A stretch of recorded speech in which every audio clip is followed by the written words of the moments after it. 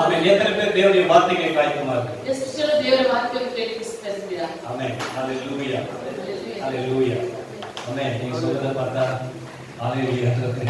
ஹalleluya. ஆமென். நம்ம தொடர்ந்து இந்த ஜெப மாதத்துல இருந்து கொண்டிருக்கிறோம். இன்னைக்கு இது வந்து 4வது வாரம். நவம்பர் 4வது வாரம். நம்ம 2 வாரமா அந்த ஜெபங்களை குறித்து நம்ம பார்த்து கொண்டு வருகிறோம். இன்னைக்கு கர்த்தர் ஒரு விசேஷமான ஒரு விதத்துல நம்மோடு கூட இடைப்பட போகிறார். விசேஷவாத அறிக்கையில் நம்மொன்றிಗೆ ದೇವರು இருக்கிற அதே இடத்துல நம்முடைய கண்களை மூடி தேவ சமூகத்தில் நாம் ஜெபிக்கலாமா? Hallelujah, hallelujah. Oh, thank you, Jesus. ஆண்டவரே, என்னோடு கூட பேசுங்கப்பா. ஆண்டவரே, என்னோடு கூட இடைப்படுங்க ஆண்டவரே. ஆண்டவரே, கர்த்தர் நீர் இன்னைக்கு எங்களோடு பேசும்படியாய் வைத்திருக்கிறார். வார்த்தைகளை எங்களோடு கூட அனுப்பி இடைப்படும். கர்த்தர் எங்களோடு பேசுங்கப்பா. வந்திருக்கிற நாங்கள் வெறுமையா அல்ல, உங்களுடைய வார்த்தையை பெற்றுக்கொண்டு பலப்படுத்தப்பட்டவர்களாக திரும்பி போக உதவி செய்யும். Oh, thank you, Jesus. Thank you, Lord. Thank you, Lord. தூபம் போல் என் ஜெபங்கள் ஏற்றுக்கொள்ளுமையா, மாலை பலி போல கைகளை உயர்த்தினேனையா, உம்மை நோக்கி அதருகிறே, விரைவாய் உதவி செய்யும். ஆமாண்டவரே, உம்முடைய ஜெபங்கள் உம்முடைய சமூகத்தில் வந்து ஏற்றுகிறதற்காக ஸ்தோத்திரம். எங்களோடு இடைப்படுங்கப்பா. தடைகளெல்லாம் மாற்றி போடும், சோர்வுகளை கர்த்தர் மாற்றி போடும். உம்முடைய பரிசுத்த ஆவிக்குள்ளாக போடும். இயேசுவின் நாமத்தில் பிதாவே. ஆமென். ஹalleluya. ஒரே ஒரு முறை கரங்களை வைத்து ஹalleluya. ஆமென். யாத்ராகமத்தின் புத்தகம் 30வது அதிகாரம் 7வது 8வது வசனம். ವಿಮೋಚನ ಕಾಂಡ 30ನೇ ಅಧ್ಯಾಯ 7-8ನೇ ವಾಕ್ಯ. ಯಾತ್ರಾಗಮ 30 7வது 8வது வசனம். ವಿಮೋಚನ ಕಾಂಡ 30 7 ಮತ್ತು 8ನೇ ವಾಕ್ಯ. ஆரோன் காலைதோறும் அதின் மேல் சுகந்த தூபம் காட்ட வேண்டும். மாலையில் விளக்கேற்றும் போது அதின் மேல் தூபம் காட்ட கடவர். விளக்குகளை விளக்கும் போது அதின் மேல் தூபம் காட்ட வேண்டும். உங்கள் தலைமுறை தோறும் கர்த்தருடைய சந்நிதியில் காட்ட வேண்டிய நித்திய தூபம் இதுவே. ಆರೋನನು ಪ್ರತಿನಿತ್ಯವೂ ಹೊತ್ತಾರೆಯಲ್ಲಿ ದೀಪಗಳನ್ನು ಸರಿಪಡಿಸುವಾಗಲೂ ಸಾಯಂಕಾಲದಲ್ಲಿ ದೀಪಗಳನ್ನು ಹೊತ್ತಿಸುವಾಗಲೂ ಅದರ ಮೇಲೆ ಸುಗಂಧ ದ್ರವ್ಯಗಳಿಂದ ಧೂಪವನ್ನು ಹಾಕಬೇಕು. ಹೀಗೆ ನಿಮ್ಮಿಂದಲೂ ನಿಮ್ಮ ಸಂತತಿಯವರಿಂದಲೂ ಯೆಹೋವನ ಸನ್ನಿಧಿಯಲ್ಲಿ ನಿತ್ಯವಾದ ಧೂಪ ಸಮರ್ಪಣೆಯು ಇರಬೇಕು. ಆಮೆನ್. ஹalleluya. ஆண்டவர் தேவரோ இஸ்ரவேல் ஜனங்களை வனாந்தரத்தில் நடத்தி வரும் பொழுது இஸ்ரவேல் ஜனங்களை அரண்யದಲ್ಲಿ ನಡೆಸಿ மோசே சீனாய் என்கிற மலையிலே அழைத்து போய் மோசேயு சீனாய் என்கிற பர்வதಕ್ಕೆ ಕರೆದುಕೊಂಡು ಹೋಗಿ அங்கு அவர் ஆசரிப்பு கூடாரத்தை குறித்ததான ஒரு ப்ளூ பிரிண்ட் அவருக்கு காட்டுறார். ಅಲ್ಲಿ ಅವರಿಗೆ ದೇವದರ್ಶನದ ಗುಡಾರದ ಕುರಿತಾದಂತ ಒಂದು ಮಾದರಿಯನ್ನು ತೋರಿಸ್ತಾರೆ. அப்போ அந்த மாதிரி அவர் திரும்பி வந்து ಅದೇ ರೀತಿಯಾಗಿ ಅವರು ತಿರುಗಿ ಬಂದು தேவன் காண்பித்தபடியே ದೇವರು ತೋರಿಸಿದ அந்த ಪ್ರಕಾರ ஆசரிப்பு கூடாரத்தை போடுகிறார். ಆ ಒಂದು ದೇವದರ್ಶನ ಗುಡಾರವನ್ನು ಹಾಕಿ இந்த ஆசரிப்பு கூடாரம் ಈ ದೇವದರ್ಶನ கூடாரத்துல ஒவ்வொரு பொருட்களும் ಅಲ್ಲಿರುವಂತ ಪ್ರತಿಯೊಂದು ವಸ್ತುಗಳು வெளிப்படுத்தின விசேஷத்துல யோவானும் அதை தரிசனத்திலே பார்க்கிறார். ಪ್ರಕಟಣೆ ಪುಸ್ತಕದಲ್ಲಿ ಯೋಹಾನನು ಅದನ್ನ ದರ್ಶನದಲ್ಲಿ ನೋಡುತ್ತಾನೆ. பரலோகத்திலே இருக்கிற மாதிரியை தான் தேவன் மோசேக்கு காட்டி இருக்கிறார். ಅಂದ್ರೆ ಪರಲೋಕದಲ್ಲಿ ಇರುವ ಹಾಗೆಯೇ ದೇವರು ಮೋಶೆಗೆ ತೋರಿಸಿದ್ದಾರೆ. அப்போ இந்த மோசேக்கு காட்டி ஒவ்வொரு பொருட்களும் தேவனும் ஒவ்வொரு அளவை நியமித்திருந்தார். ಈ ಒಂದು ಮೋಶೆಗೆ ದೇವರು ತೋರಿಸಿದ ಪ್ರತಿಯೊಂದು ವಸ್ತುವಿಗೂ ದೇವರು ಒಂದು அளவைಯನ್ನು ನೇಮಿಸಿದ್ದಾರೆ. ஒவ்வொருமே அந்தந்த பொருள்ல அது அப்படி அப்படி இருக்கணும்னு சொல்லி தேவன் எப்படி சொன்னாரோ அவர் அப்படியே செய்து முடித்தார் என்று பார்க்கிறோம். ಪ್ರತಿಯೊಂದು ವಸ್ತುಗಳನ್ನ ದೇವರು ಯಾವ ರೀತಿ ಇರಬೇಕೆಂಬುದಾಗಿ ಹೇಳಿದ್ರು ಅವರು ಹಾಗೆ ಮಾಡಿ ಮುಗಿಸಿದ್ದಾರೆ. இப்போ ஆண்டவர் இந்த இடத்துல ஒரு தூப பீடத்தை உண்டாக்கும்படியே சொல்றாரு. ಈ ಸ್ಥಳದಲ್ಲಿ ದೇವರು ಒಂದು ಯಜ್ಞವೇದಿಯನ್ನು ಉಂಟು ಮಾಡುವುದಕ್ಕಾಗಿ அது சீத்தி மரத்தினால செய்யப்படணும். சீத்தி மரம் ஒண்ணாவது ಅದನ್ನ ಜಾಲಿ ಮರದಿಂದ ಮಾಡಬೇಕು. சீத்தி மரத்தினால அது செய்யப்பட்டு ಆ ಜಾಲಿ ಮರದಿಂದ ಮಾಡಲ್ಪಟ್ಟು அது வந்து பொன்னினால மூடப்பட்டு இருக்க வேண்டும். ಅದನ್ನ ಚಿನ್ನದಿಂದ ಹೊದಿಸಲ್ಪಟ್ಟಿರಬೇಕು. சொல்லிட்டு வந்து அவர் சொல்றாரு, ಇದನ್ನು ಹೇಳ್ತಾ ಬಂದು ಆತನು ಹೇಳ್ತಾನೆ, ஆரோன் ಆರೋನನು அப்படின்னா ஆரோன் அவர் வந்து தேவனால் தெரிந்து கொள்ளப்பட்ட ஒரு ஆசாரியர். ಆರೋನನು ದೇವರಿಂದ ಆರಿಸಲ್ಪಟ್ಟಂತ அவர் ಯಾಜಕನು. ஒரு ஆசாரியன். ಅವನೊಬ್ಬ ಯಾಜಕನು. காலையிலும் ಬೆಳಗ್ಗೆನು மாலையிலும் ಸಂಜೆಯಲ್ಲೂ தேவ சமூகத்தில் தூபம் காட்ட வேண்டும். ದೇವರ ಸನ್ನಿಧಿಯಲ್ಲಿ ಧೂಪವನ್ನು ಹಾಕಬೇಕು. அந்த தூப பீடத்தில் அவன் தூபத்தை போட்டு தேவ சமூகத்தில் அதை காட்ட வேண்டும். ಆ ಯಜ್ಞವೇದಿಯ ಮೇಲೆ ಧೂಪವನ್ನು ಹಾಕಿ ದೇವರ அவன் ಸನ್ನಿಧಿಯಲ್ಲಿ ಅದನ್ನು ತೋರಿಸಬೇಕು. பேதுரு சொல்லும்போது சொல்றாரு, ಪೇತ್ರನು ಹೇಳುವಾಗ ಹೇಳ್ತಾನೆ, நாம் அப்ப அவர் வந்து நம்முடைய ஆசாரியர்களாக நம்மை தெரிந்து கொண்டிருக்கிறார். ಆತನು ನಮ್ಮನ್ನ ಯಾಜಕರಾಗಿ ಆರಿಸಿಕೊಂಡಿದ್ದಾನೆ. அப்ப புதிய ஏற்பாட்டில் நம்ம எல்லா ஆசாரியர்களாக இருக்கிறோம். ಹೊಸ ಒಡಂಬಡಿಕೆಯಲ್ಲಿ ನಾವೆಲ್ಲರೂ ಯಾಜಕರಾಗಿ இப்ப இந்த ஆசாரியர்களுடைய ஒரு வேலை என்னன்னு பார்த்தா, ಈ ಯಾಜಕರ ಒಂದು ಕೆಲಸ ಏನಂತ காலையிலும் மாலையிலும் தேவனுக்கு தூபத்தை செலுத்த வேண்டும். ಬೆಳಗಿನ ಹೊತ್ತಿನಲ್ಲೂ ಸಾಯಂಕಾಲದ ಹೊತ್ತಿನಲ್ಲೂ ದೇವರಿಗೆ ಧೂಪವನ್ನು அப்போ ಹಾಕಬೇಕು. தூபம் அப்படின்னு சொன்னா என்னன்னு பார்த்தா, ಧೂಪ ಎಂದು ಹೇಳುವುದಾದ್ರೆ ಏನಂದ್ರೆ 141வது சங்கீதம் 2வது வசனத்தை வாசிக்கும் பொழுது, 141ನೇ ಕೀರ್ತನೆ 2ನೇ ವಾಕ್ಯವನ್ನು ಓದುವಾಗ, என் விண்ணப்பம் உமக்கு முன்பாக தூபமாகவும் என் கையெழுப்பு அந்திபலியாகவும் இருப்பதாக இருக்க கடவுது. ನನ್ನ ಪ್ರಾರ್ಥನೆಯು ಧೂಪದಂತೆಯೂ ನಾನು ಕೈಯೆತ್ತುವುದು ಸಂಧ್ಯಾ ನೈವೇದ್ಯದಂತೆಯೂ ನಿನಗೆ அப்ப சங்கீதக்காரன் சொல்லும்போது தூபம் என்று சொல்லக்கூடியதை ஜெபமாக சொல்லுகிறார். ಆ ಕೀರ್ತನೆಗಾರನು ಹೇಳುವಾಗ ಧೂಪ ಅನ್ನುವಂಥದ್ದನ್ನ ಪ್ರಾರ್ಥನೆ ಎಂಬುದಾಗಿ ಹೇಳ್ತಾರೆ. ஹalleluya. அதனால நாம இன்றைய நாளுடைய செய்திக்கு தலைப்பாக ಆದ್ರಿಂದ ಈ ದಿನದ ಸಂದೇಶದ ಶಿರೋನಾಮೆಯಾಗಿ தூபமாகிய ஜெபம், ಧೂಪವಾಗಿರುವಂತಹ ಪ್ರಾರ್ಥನೆ, ஆமென், தூபமாகிய ஜெபம் என்று சொல்லி சில காரியங்களை நம்ம பார்க்க போறோம். ಧೂಪವಾಗಿರುವಂತಹ ಪ್ರಾರ್ಥನೆ ಎಂಬುದಾಗಿ ಕೆಲವು ಕಾರ್ಯಗಳನ್ನು ನಾವು ನೋಡೋಣ. வெளிப்படுத்தின விசேஷம் 5வது அதிகாரம் 8வது வசனம். ಪ್ರಕಟಣೆ 5ನೇ ಅಧ್ಯಾಯ 8ನೇ ವಾಕ್ಯ. பாருங்க, அந்த புஸ்தகத்தை அவர் வாங்கின போது அந்த 4 ஜீவன்களும் 24 மூப்பர்களும் தங்கள் தங்கள் சுரமண்டலங்களையும் பரிசுத்தவான்களுடைய ஜெபங்களாகிய தூப வர்க்கத்தால் நிறைந்த பொற்கலசங்களையும் பிடித்துக் கொண்டு ஆட்டுக்குட்டியானவருக்கு முன்பதாக வணக்கமாய் விழுந்து என்று நாம் வாசிக்கிறோம். ಆ ಸುರುಳಿಯನ್ನು ತೆಗೆದುಕೊಂಡಾಗ ಆ 4 ಜೀವಿಗಳು 24 ಮಂದಿ ಹಿರಿಯರು ಯಜ್ಞದ ಕುರಿಯಾದ ಆತನ ಪಾದಕ್ಕೆ ಬಿದ್ದರು. ಹಿರಿಯರ ಕೈಗಳಲ್ಲಿ ವೀಣೆಗಳು, ದೇವಜನರ ಪ್ರಾರ್ಥನೆಗಳಿಂದ ಧೂಪದಿಂದ ತುಂಬಿದ್ದ ಚಿನ್ನದ ಧೂಪಾರತಿಗಳು ಇದ್ದವು. ஆமென். பாருங்க, இடத்துல சொல்லப்பட்டிருக்கிறது, ಈ ಸ್ಥಳದಲ್ಲಿ பரிசுத்தவான்களுடைய ஜெபங்களாகிய தூப வர்க்கத்தால், ಪರಿಶುದ್ಧ ಜನರಿಂದ ಪ್ರಾರ್ಥನೆಗಳಿಂದಾದಂತಹ ಧೂಪದ, அது அந்த ஒரு தூப கலசத்தில் அது போடப்பட்டு ಆ ಧೂಪದ ಕಳಸದಲ್ಲಿ ಅದನ್ನು ಇಡಲ್ಪಟ್ಟು ஆட்டுக்குட்டியானவருக்கு முன்பதாக வணக்கமாய் விழுந்தார்கள் என்று சொல்லி நம்ம பார்க்கிறோம். ಕುರಿಯಾದಾತನ ಮುಂದೆ ಅಡ್ಡ ಬಿದ್ದರು ಎಂಬುದಾಗಿ சோ நம்ம ஏறெடுக்கிற ஒவ்வொரு ஜெபங்களும் ನಾವು ಮಾಡುವಂತಹ ಪ್ರತಿಯೊಂದು அது ಪ್ರಾರ್ಥನೆ தூபங்களாக தேவனுக்கு முன்பதாக செலுத்தப்படுகிறது. ಅದು ಧೂಪವಾಗಿ ದೇವರ ಮುಂದೆ ಸಲ್ಲಿಸಲ್ಪಡುತ್ತದೆ. அது 8வது அதிகாரம், வெளிப்படுத்தின 8வது அதிகாரம் ಅದೇ ಪ್ರಕಟಣೆ 8ನೇ ಅಧ್ಯಾಯ 3வது 4வது வசனத்தை வாசிக்கும் பொழுது, 3-4 ವಾಕ್ಯಗಳನ್ನು ಓದುವಾಗ, வேறொரு தூதனும் வந்து தூபம் காட்டும் பொற்கலசத்தை பிடித்து ಮತ್ತೊಬ್ಬ ದೂತನು ಬಂದು ಯಜ್ಞವೇದಿಯ ಬಳಿಯಲ್ಲಿ பலிபீடத்தின் படியிலே நின்றார். சிங்காசனத்திற்கு முன்பதாக இருந்த பொற்பீடத்தின் மேல் சகல பரிசுத்தவான்களுடைய ஜெபங்களோடு செலுத்தும்படி மிகுந்த தூப வர்க்கம் அவருக்கு கொடுக்கப்பட்டது. ಆಮೇಲೆ ಮತ್ತೊಬ್ಬ ದೇವದೂತನು ಬಂದು ಯಜ್ಞವೇದಿಯ ಬಳಿಯಲ್ಲಿ ನಿಂತನು. ಅವನ ಕೈಯಲ್ಲಿ ಚಿನ್ನದ ಧೂಪಾರತಿ ಇತ್ತು. ಸಿಂಹಾಸನದ ಮುಂದಣ ಚಿನ್ನದ ವೇದಿಯ ಮೇಲೆ ದೇವಜನರೆಲ್ಲರ ಪ್ರಾರ್ಥನೆಗಳ ಜೊತೆಯಲ್ಲಿ ಸಮರ್ಪಿಸುವುದಕ್ಕಾಗಿ ಅವನ ಬಳಿಗೆ ಕೊಡಲ್ಪಟ್ಟಿತು. ஆமென். 4வது வசனத்தை வாசிக்கும்போது, அப்படியே பரிசுத்தவான்களுடைய ஜெபங்களோடு செலுத்தப்பட்ட தூப வர்க்கத்தின் புகையானது தூதனுடைய கையில் இருந்து தேவனுக்கு முன்பதாக எழும்பிற்று. 4ನೇ ವಾಕ್ಯದಲ್ಲಿ ನೋಡುವಾಗ ಆ ದೇವಜನರ ಪ್ರಾರ್ಥನೆಯಿಂದ ಮಾಡಿದಂತ ಧೂಪವು ಅದು ಹೊಗೆಯಾಗಿ ಏರಿ ದೇವರ ಬಳಿಯಲ್ಲಿ ಹೋಯಿತು ಎಂಬುದಾಗಿ ஆமென். ஹalleluya. இப்ப நம்ம ஒவ்வொரு பரிசுத்தவான்கள் நாம ஜெபிக்கிறதான ஒவ்வொரு ஜெபங்களும் ನಾವು ಮಾಡುವಂತಹ ಪ್ರತಿಯೊಂದು அது ಪ್ರಾರ್ಥನೆಗಳು ஒவ்வொருமே பரலோகத்துல ಅದು ಪ್ರತಿಯೊಂದು அந்த ಪರಲೋಕದಲ್ಲಿ தூப பீடத்துல ಆ ಧೂಪವೇ தேவனுக்கு பிரியமான அந்த தூபமாக செலுத்தப்படுகிறது. ಅದು ದೇವರಿಗೆ ಇಷ್ಟವಾಗುವಂತ ಧೂಪವಾಗಿ ಮಾಡಲ್ಪಡುತ್ತದೆ. ஹalleluya. எவ்வளவு precious, எவ்வளவு முக்கியமானது பாருங்க. ಅದು ಎಷ್ಟು ಮುಖ್ಯವಾಗಿರುವಂತದ್ದು. ஆமென். ஹalleluya.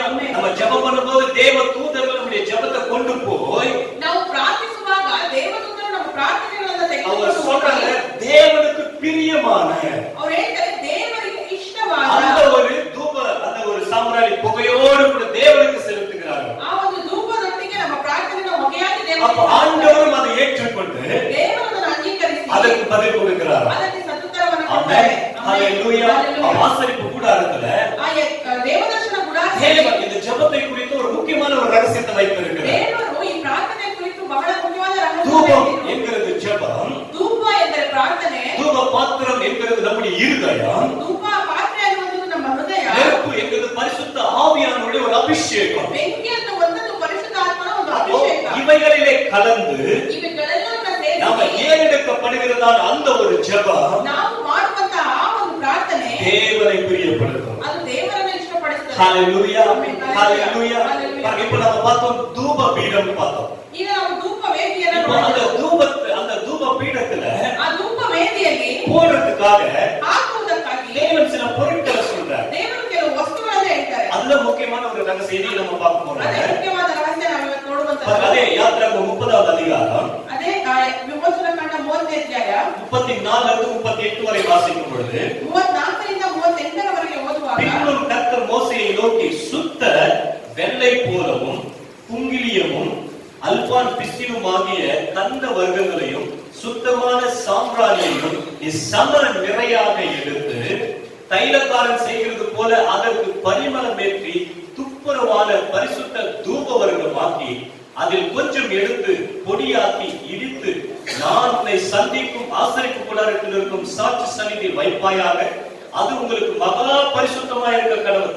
இந்த தூப வர்க்கத்தை நீ செய்ய வேண்டிய முறைமைப்படி உங்களுக்காக செய்து கொள்ளலாகாது, இது கர்த்தருக்கென்றும் உனக்கு பரிசுத்தமாக இருப்பதாக. இதற்கு ஒப்பான முகர்கிறதற்காக செய்கிறவன் தன் ஜனத்தை இல்லாதபடி அறுப்புண்டு போகிறவன் என்றார். ಅದಲ್ಲದೆ ಯೆಹೋವನು ಮೋಶೆಗೆ ಆಜ್ಞಾಪಿಸಿದ್ದೇನೆಂದರೆ, ನೀನು ಹಾಲು ಮಟ್ಟಿ, ಕುಕುಲ, ಗಂಧದ ಚಕ್ಕೆ ಎಂಬ ಪರಿಮಳ ದ್ರವ್ಯಗಳನ್ನು ಸ್ವಚ್ಛವಾದ ಧೂಪವನ್ನು ಸಮಭಾಗವಾಗಿ ತೆಗೆದುಕೊಂಡು ಸುವಾಸನೆಯುಳ್ಳ ಬುಕ್ಕಿಟ್ಟರಾಗುವಂತೆ ಸುಗಂಧ ದ್ರವ್ಯಾಕಾರರ ವಿದ್ಯೆಯ ಮೇರೆಗೆ ಕಲಸಿ ಉಪ್ಪು ಹಾಕಿ ದೇವರ ಸೇವೆಗೆ ಸ್ವಚ್ಛವಾದ ಧೂಪ ದ್ರವ್ಯವನ್ನು ಮಾಡಿಸಬೇಕು. ಅದರಲ್ಲಿ ಸ್ವಲ್ಪವನ್ನು ಪುಡಿ ಮಾಡಿಸಿ ದೇವದರ್ಶನದ ಗುಡಾರದೊಳಗೆ ಆಜ್ಞಾಶಾಸನಗಳ ಮಂಜೂಷದ ಎದುರಾಗಿ ನಾನು ನಿನಗೆ ದೇವದರ್ಶನ ಕೊಡುವ ಸ್ಥಳದಲ್ಲಿ ಇರಿಸಬೇಕು. ಅದು ಅತಿ ಪರಿಶುದ್ಧವಾದದ್ದೆಂದು ನೀವು ತಿಳಿದುಕೊಳ್ಳಬೇಕು. ನೀವು ಆ ಧೂಪ ದ್ರವ್ಯದ ಜಿನಿಸುಗಳ ಮೇರೆಗೆ ನಿಮ್ಮ ಸ್ವಂತಕ್ಕೋಸ್ಕರ ಧೂಪ ದ್ರವ್ಯವನ್ನು ಮಾಡಿಸಲೇಬಾರದು. ಅದು ಯೆಹೋವನ ಸೇವೆಗೆ ಮಾತ್ರ ಉಪಯೋಗಿಸಬೇಕಾದ ಮೀಸಲಾದ ಪದಾರ್ಥವೆಂದು ಭಾವಿಸಬೇಕು. ಸುವಾಸನೆಗೋಸ್ಕರ ಅಂತದ್ದನ್ನು ಮಾಡಿಕೊಳ್ಳುವವನು ತನ್ನ ಕುಲದಿಂದ ತೆಗೆದು ಹಾಕಲ್ಪಡಬೇಕು. ஹல்லேலூயா. இப்ப ஆண்டவர் அந்த ஒரு தூப பீடத்துல போடும்படியாக செய்ய வேண்டியதான ஒரு பொருளை குறித்து அந்த இடத்துல சொல்றார். ದೇವರು ಆ ಧೂಪ ವೇದಿಯಲ್ಲಿ அப்ப சொல்றாரு, அது சமநிலையா இருக்க வேண்டும். ಅದನ್ನು ಸಮಭಾಗವಾಗಿ அதை போல உனக்காக நீ செய்து கொள்ள கூடாது. ಅದರ ಹಾಗೆ ನಿನಗಾಗಿ ನೀನು ಮಾಡಿಕೊಳ್ಳಬಾರದು. அது பரிசுத்தமானது. ಅದು ಪರಿಶುದ್ಧವಾಗಿರುವುದು. அது தேவனுக்கு மாத்திரமே செலுத்தப்பட வேண்டியது. ಅದು ದೇವರಿಗೆ ಮಾತ್ರವೇ ಸಲ್ಲಿಸಬೇಕು. அது தேவனை மாத்திரம் பிரியப்படுத்த வேண்டியது. ಅದು ದೇವರಿಗೆ ಮಾತ್ರ ಪ್ರಿಯವಾದ. இது எக்ஸாக்ட்டா ஜெபத்தை குறிக்கிறது. ಇದು ಪ್ರಾರ್ಥನೆಯನ್ನೇ ಹೇಳುವುದು. ஏன்னா நம்ம போன வாரத்துல பார்க்கும் பொழுது ನಾವು ಹೋದ ವಾರದಲ್ಲಿ நாம ನೋಡುವಾಗ ஜெபம் பண்ண வேண்டிய விதத்துல ನಾವು ಪ್ರಾರ್ಥಿಸಬೇಕಾದ ವಿಧಾನ மாயக்காரரை போல ஜெபம் பண்ண கூடாது என்ற. ಅಲ್ಲಿ ಯಾಜಕರಾಗಿ ನಾವು அப்போ ஜெபம் என்பது நம்மை பெருமைப்படுத்திக் கொள்வதற்காக இல்ல. ಪ್ರಾರ್ಥನೆ ಎಂಬುದು ನಮ್ಮನ್ನು ಹೆಚ್ಚಿಸಿಕೊಳ್ಳುವುದಕ್ಕಾಗಿ அப்போ ಅಲ್ಲ. நம்மை நாம் உயர்த்திக் கொள்வதற்காக அல்ல. ನಮ್ಮನ್ನು ನಾವು ಉನ್ನತಕ್ಕೆ நம்ம ಇಟ್ಟುಕೊಳ್ಳುವುದಕ್ಕಾಗಿ தேவ ಅಲ್ಲ. சமூகத்தில் நம்மை தாழ்த்திக் கொள்வதற்காக. ನಮ್ಮನ್ನು ನಾವು ದೇವರ ಸನ್ನಿಧಿಯಲ್ಲಿ அப்போ நிறைய ತಗ್ಗಿಸಿಕೊಳ್ಳುವುದಕ್ಕಾಗಿ காரியங்கள் நம்ம போன வாரத்திலே பார்த்தோம். ಅನೇಕ ಕಾರ್ಯಗಳನ್ನು So, ನಾವು இந்த ಕಳೆದ இடத்துல ವಾರದಲ್ಲಿ ನೋಡಿದ್ದೇವೆ. கவனிக்கும் பொழுது ಈ ಸ್ಥಳದಲ್ಲಿ ஆண்டவர் ಗಮನಿಸಿದಾಗ 4 பொருட்களை மென்ஷன் பண்ணி சொல்றார். ದೇವರು 4 ವಸ್ತುಗಳನ್ನು ಹೇಳಿದ್ದಾರೆ. ஆமென். என்ன சொல்றாரு? ಏನು ಹೇಳಿದ್ದಾರೆ? 34வது வசனத்துல 34ನೇ ವಾಕ್ಯದಲ್ಲಿ முதல்ல சுத்த வெள்ளை போலமும் ಮೊದಲನೇದಾಗಿ ಹಾಲು ಮಟ್ಟಿ, குங்கிலியமும் ಕುಕ್ಕುಲ, அல்பான் பிசினும் ಗಂಧದ ಚಕ್ಕೆ, சுத்தமான சாம்பிராணியே. ಶುದ್ಧವಾದ ಸಾಂಬ್ರಾಣಿ. 4 பொருளை இந்த இடத்துல சொல்றாரு. 4 ವಸ್ತುಗಳನ್ನು ஆமென். ಹೇಳಿದ್ದಾರೆ. அல்பான் பிசின், ಹಾಲು ಮಟ್ಟಿ, வெள்ளை போல, ಕುಕ್ಕುಲ, குங்கிலியம், ಗಂಧದ ಚಕ್ಕೆ, சாம்பிராணி. ಸಾಂಬ್ರಾಣಿ. ஆமென். கொஞ்சம் கன்ஃபியூஷன் ஆகும். புரியுதா? ஹalleluya. இது 4மே மிக முக்கியமான ஜெபத்தினுடைய ஒரு சமநிலையை அது காட்டுகிறது. ಈ 4 ಪ್ರಾರ್ಥನೆಯಲ್ಲಿ ಬೇಕಾಗಿರುವಂತ ಒಂದು ಕಾರ್ಯಗಳನ್ನು அப்படினா நாம ஏன் எடுக்கிறோம் இல்லையா ஜெபம்? ನಾವು ಮಾಡುವಂತಹ ಪ್ರಾರ್ಥನೆ அதுல இருக்க வேண்டியதான இந்த 4 அம்சங்களை அது காட்டுகிறது. ಅದರಲ್ಲಿ ಇರಬೇಕಾದ ಈ 4 ಅಂಶಗಳನ್ನು ತೋರಿಸುತ್ತದೆ. ஹalleluya. Hallelujah. புரியுதுங்களா? ஒரு ஹalleluya. Hallelujah. தலைக்கு மேல போதா காதுக்குள்ள போதா? ತಲೆಯ ಮೇಲೆ ಹೋಗ್ತಿದ್ಯಾ ಕಿವಿಯ ಒಳಗೆ ಹೋಗ್ತಿದ್ಯಾ? ஹalleluya. சில சப்ஜெக்ட் எல்லாம் நமக்கு தலைக்கு மேல பறந்து போயிடுவாங்க. ಕೆಲವು ವಿಷಯಗಳು ತಲೆಯ ಮೇಲೆ ಹಾರಿ ಹೋಗ್ತವೆ. சில விஷயம் நமக்கு நேரம் வந்தாலும் நம்ம ஒதுங்கி இது நமக்கு இல்ல அப்படி நம்ம ಕೆಲವು ವಿಷಯಗಳು ನಮ್ಮನ್ನೇ ನೋಡಿ ಬರ್ತಾ ಇದ್ರೆ ನಮಗಲ್ಲ ಅಂತ ನಾವೇ ஹalleluya. ஒரு குடும்ப சர்ச்சுக்கு வந்துச்சு. ಒಂದು ಕುಟುಂಬ ಸಭೆಗೆ ಬಂತು. இது கதை. ஓகே. இது நடந்த நிகழ்ச்சி இல்ல, இது கதை. ಇದು ನಡೆದಿರುವಂತದ್ದಲ್ಲ ಕಥೆ. ஒரு தாத்தா பாட்டி ಒಂದು ಒಂದು ಅಜ್ಜ ಅಜ್ಜಿ, ஹஸ்பண்ட் அண்ட் வைஃப், ಗಂಡ ಹೆಂಡತಿ, அவருடைய பிள்ளை, ಅವರ ಮಕ್ಕಳು, பெரிய கூட்டமா சர்ச்சுக்கு வந்தாங்க. ಅವರು ದೊಡ್ಡ ಕುಟುಂಬ ಸಭೆಗೆ ಬಂದರು. நல்ல ஆராதனை, ಒಳ್ಳೆ ಆರಾಧನೆ, நல்ல ஆண்டவருடைய வார்த்தை ಒಳ್ಳೆ ದೇವರ ವಾಕ್ಯ எல்லாம் கேட்டுட்டு அவங்க திரும்பி வீட்டுக்கு போனாங்க. ಎಲ್ಲ ಕೇಳಿ ತಿರುಗಿ ಮನೆಗೆ ಹೋದ್ರು. போகும்போது ಹೋಗುವಾಗ தாத்தா பாட்டி பேசிட்டு போறாங்க. ತಾತ ಅಜ್ಜಿ ಮಾತಾಡ್ಕೊಂಡು ಹೋಗ್ತಾರೆ. இன்னைக்கு மாஸ்டர் பேசினார் பத்தியா, ಇವತ್ತು ಪಾಸ್ಟ್ ಹೇಳಿದ್ರು கரெக்டா நம்ம மருமகளுக்காக தான் அவர் பேசியிருக்காரு ಕರೆಕ್ಟ್ ನಮ್ಮ ಸೊಸೈಟಿ ಹೇಳಿದಾರೆ ಅಂತ அப்படின்னு அவங்க பேசிட்டு போயிட்டு இருக்காங்க. ಆ ರೀತಿ ಅವ್ರು ಮಾತಾಡ್ಕೊಂಡು ಹೋಗ್ತಾ ಇದ್ದಾರೆ. ஹஸ்பண்ட் அண்ட் வைஃப் சொல்லிட்டு இருக்காங்க, ಗಂಡ ಹೆಂಡತಿ அந்த ಹೇಳ್ತಿದ್ದಾರೆ, வைஃப் சொல்லிட்டு இருக்காங்க, ಹೆಂಡತಿ ಹೇಳ್ತಿದ್ದಾರೆ, மெசேஜ் கேட்டீங்களா, ಸಂದೇಶ உங்க ಕೇಳಿಲ್ಲ, அப்பா அம்மாக்கு தான் கரெக்டா பேசியிருக்காரு பாஸ்டர், நல்லா அடிச்சாரு பாத்துங்க, நல்லா அடிச்சாரு பாத்துங்க ಸರಿಯಾಗಿ ಹೊಡೆದ್ರು ನೋಡಿ. அப்படி பேசிட்டு இருக்காங்க. கடைசில அந்த சின்ன பசங்க என்ன பண்ணாங்க, ಕಡೆಯ ನಮ್ಮ ಮಕ್ಕಳೇನ್ ಹೇಳಿದ್ರು, அவங்க விளையாடிட்டே சொன்னாங்க, ಅವ್ರು ಆಟ ಆಡ್ಕೊಂಡು ಹೇಳಿದ್ರು, பக்கத்து வீட்டு அந்த பையன் பண்ணிட்டு இருந்தா அவர்தான் பாஸ்டர் கரெக்டா சொல்லி இருக்கிறாரு. ಪಕ್ಕದ ಮನೆ ಹುಡುಗ ಮಾಡ್ತಿದ್ದಲ್ಲ ಅದಕ್ಕೆ ಪಾಸ್ಟ್ ಕರೆಕ್ಟ್ ಆಗಿ சோ இவங்க யாரு கூடமே ஆண்டவர் பேசவே இல்ல. ಈಗ ಯಾರ ಕಡೆ ದೇವರು ಮಾತಾಡಿದ್ದೇ ಇಲ್ಲ. இவங்க எல்லாமே சர்ச்சுக்கு போயிருக்காங்க, ಎಲ್ಲರೂ ಸಭೆಗೆ ಹೋಗಿದ್ದಾರೆ, திரும்பி வந்து இருக்காங்க. ஆனா ஆண்டவர் மற்றவங்களுக்காக பேசியிருக்காரு, இவங்களுக்காக பேசவே இல்ல. ಆದ್ರೆ ದೇವರು ಬೇರೆಗೋಸ್ಕರ ಮಾತಾಡಿದ್ದಾರೆ. சோ சில நேரத்துல நாம அப்படி தவற விட்டு விடுகிறோம்.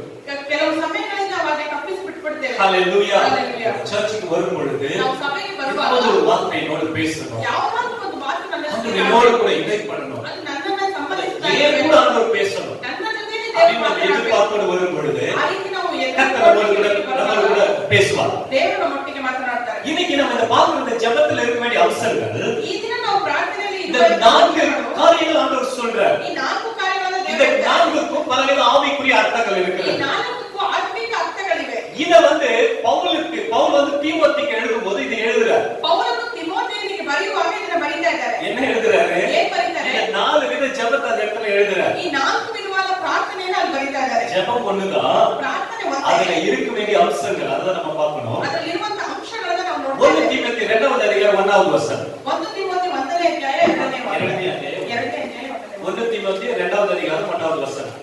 1 ತಿಮೋಥೆಯು 2ನೇ ಅಧ್ಯಾಯ. நான் பிரதானமாய் சொல்லுகிற புத்தி என்னவெனில், எல்லா மனுஷருக்காகவும் சொல்றாங்க, விண்ணப்பங்களையும் ஜெபங்களையும் வேண்டுதல்களையும் ஸ்தோத்திரங்களையும் பண்ண வேண்டும் என்றார். ಎಲ್ಲರಿಗಿಂತಲೂ ಮೊದಲು ಮನುಷ್ಯರೆಲ್ಲರಿಗೋಸ್ಕರ ದೇವರಿಗೆ ವಿಜ್ಞಾಪನೆಗಳನ್ನು ಪ್ರಾರ್ಥನೆಗಳನ್ನು ಮನವಿಗಳನ್ನು ಕೃತಜ್ಞತಾಸ್ತುತಿಗಳನ್ನು ಮಾಡಬೇಕೆಂದು ಬೋಧಿಸುತ್ತೇನೆ. ಮಾಡಬೇಕು. ಆಮೆನ್. ஹalleluya. ஆமென். அப்படியே கொஞ்சம் கை அப்படியே கொஞ்சம் மேல அப்படியே தூக்கி இப்படி ஒரு 4 காட்சி 4. ಎಲ್ಲರೂ ಕೈಗಳನ್ನು ತೋರಿಸಿ ಎತ್ತಿ ತೋರಿಸಿ 4. நல்லா இருக்கு, சூப்பரா இருக்கு, வெரி குட். இவர் சொல்றாரு 4 சொல்றாரு. ಇಲ್ಲೇನಿದೆ 4. இததான் ஆண்டவர் சொல்றாரு, அந்த தூப பீடத்துல போட வேண்டிய அந்த ஒரு 4 காரியம். ಇದನ್ನೇ ದೇವರು ಹೇಳಿರುವಂತದ್ದು, ಆ ಧೂಪ ವೇದಿಯಲ್ಲಿ என்ன ಹಾಕಬೇಕಾದ சொல்றாரு, 4 ಕಾರ್ಯಗಳು. அல்பான் பிசின் என்றார். ಹಾಲು ಬಟ್ಟಿ ಎಂಬುದಾಗಿ ಹೇಳ್ತಾರೆ. அது நமக்கு கரெக்ட்டா வரலைனாலும் நீங்க ஒண்ணு யோசிக்காதீங்க, இது ஒரு பிசின், அது ஒரு பிசின், ಅದು ಒಂದು ಚಕ್ಕೆ. ನೀವು ಅದನ್ನ ಕರೆಕ್ಟ್ ಆಗಿ இது இப்போ சில மரத்துல எல்லாம் நம்ம அந்த குத்துனா ஒரு மாதிரி அந்த கம்மு மாதிரி வெளியில வரும், பாத்திருக்கீங்களா? ಕೆಲವು ಮರಗಳಲ್ಲಿ ನಾವು ಚುಚ್ಚುವಾಗ ಗಮ್ ತರದಲ್ಲಿ ಒಂದು ದ್ರವ ಬರ್ತದೆ, ನೋಡಿದ್ದೀರಾ? அது ஒரு மாதிரி பிரவுன் கலரா இருக்கும். ಅದು ಒಂಥರ ಬ್ರೌನ್ ಕಲರ್. சில டைம்ல அது ஒட்டுறதுக்கு கூட அதை பயன்படுத்துவாங்க. ಕೆಲವು ಸಮಯದಲ್ಲಿ ಏನಾದ್ರು ಅಂಟಿಸುವುದಕ್ಕೆ ಅದನ್ನು அதுதான் ಉಪಯೋಗಿಸ್ತಾರೆ. அதுதான் பிசின். ಅದೇ ಮಟ್ಟಿ இது ಅನ್ನೋದು. வந்து அல்பான் பிசின் அப்படின்னா, ಆಲು ಮಟ್ಟಿ ಅಂದ್ರೆ இது வந்து ஒரு கடினத்தன்மை உடையதான ஒன்று, ಅದು ಬಹಳ ಕಠಿಣ ಸ್ವಭಾವ இது ಇರುವಂತದ್ದು. கொஞ்சம் கசப்பான ஒன்று. ಅದು ಕಹಿಯಾಗಿರುವಂತದ್ದು. இது எப்படி வரும்னா, ಇದು ಹೇಗೆ ಬರ್ತದೆ ஒரு ಅಂದ್ರೆ, மரத்தை குத்தும் பொழுது ಒಂದು ಮರವನ್ನು ನಾವು அந்த ಚುಚ್ಚುವಾಗ மரம் பாதிக்கப்படும் பொழுது ಆ ಮರಕ್ಕೆ அந்த ನೋವು மரத்திலே இருந்து அந்த பாதிப்பினாலே வெளியே வருகிறது தான் பிசின். ಆ ಮರದ ನೋವಿನಿಂದ ಆಚೆ ಬರುವಂತದ್ದೇ ಈ ಮಟ್ಟಿ. சோ நாம ஜெபம் பண்ணும் பொழுது ನಾವು ಪ್ರಾರ್ಥಿಸುವಾಗ ಮೊದಲನೇದಾಗಿ தீமோத்தேயுக்கு பவுல் சொன்ன மாதிரி ತಿಮೋಥೆಯನಿಗೆ ಪೌಲನು அவர் சொல்றாரு, ಹೇಳಿದ್ದಾರೆ, நீங்க விண்ணப்பங்களை, நான் பிரதானமாய் சொல்லுகிற புத்தி விண்ணப்பங்களை ஏறெடுங்கள். ಅದನ್ನು ಮೊದಲನೇದಾಗಿ ವಿಜ್ಞಾಪನೆಗಳನ್ನು ಮಾಡಿ சோ விண்ணப்பம் என்று சொல்லும் பொழுது ವಿಜ್ಞಾಪನೆ ಎಂದು அது ಹೇಳುವಾಗ ஜெபத்தை சேர்ந்ததுதான், ಅದು ಪ್ರಾರ್ಥನೆಗೆ அது ಸೇರಿದೆ. ஜெபிக்க கூடியதுதான். ಅದು ಪ್ರಾರ್ಥನೆ ஆனா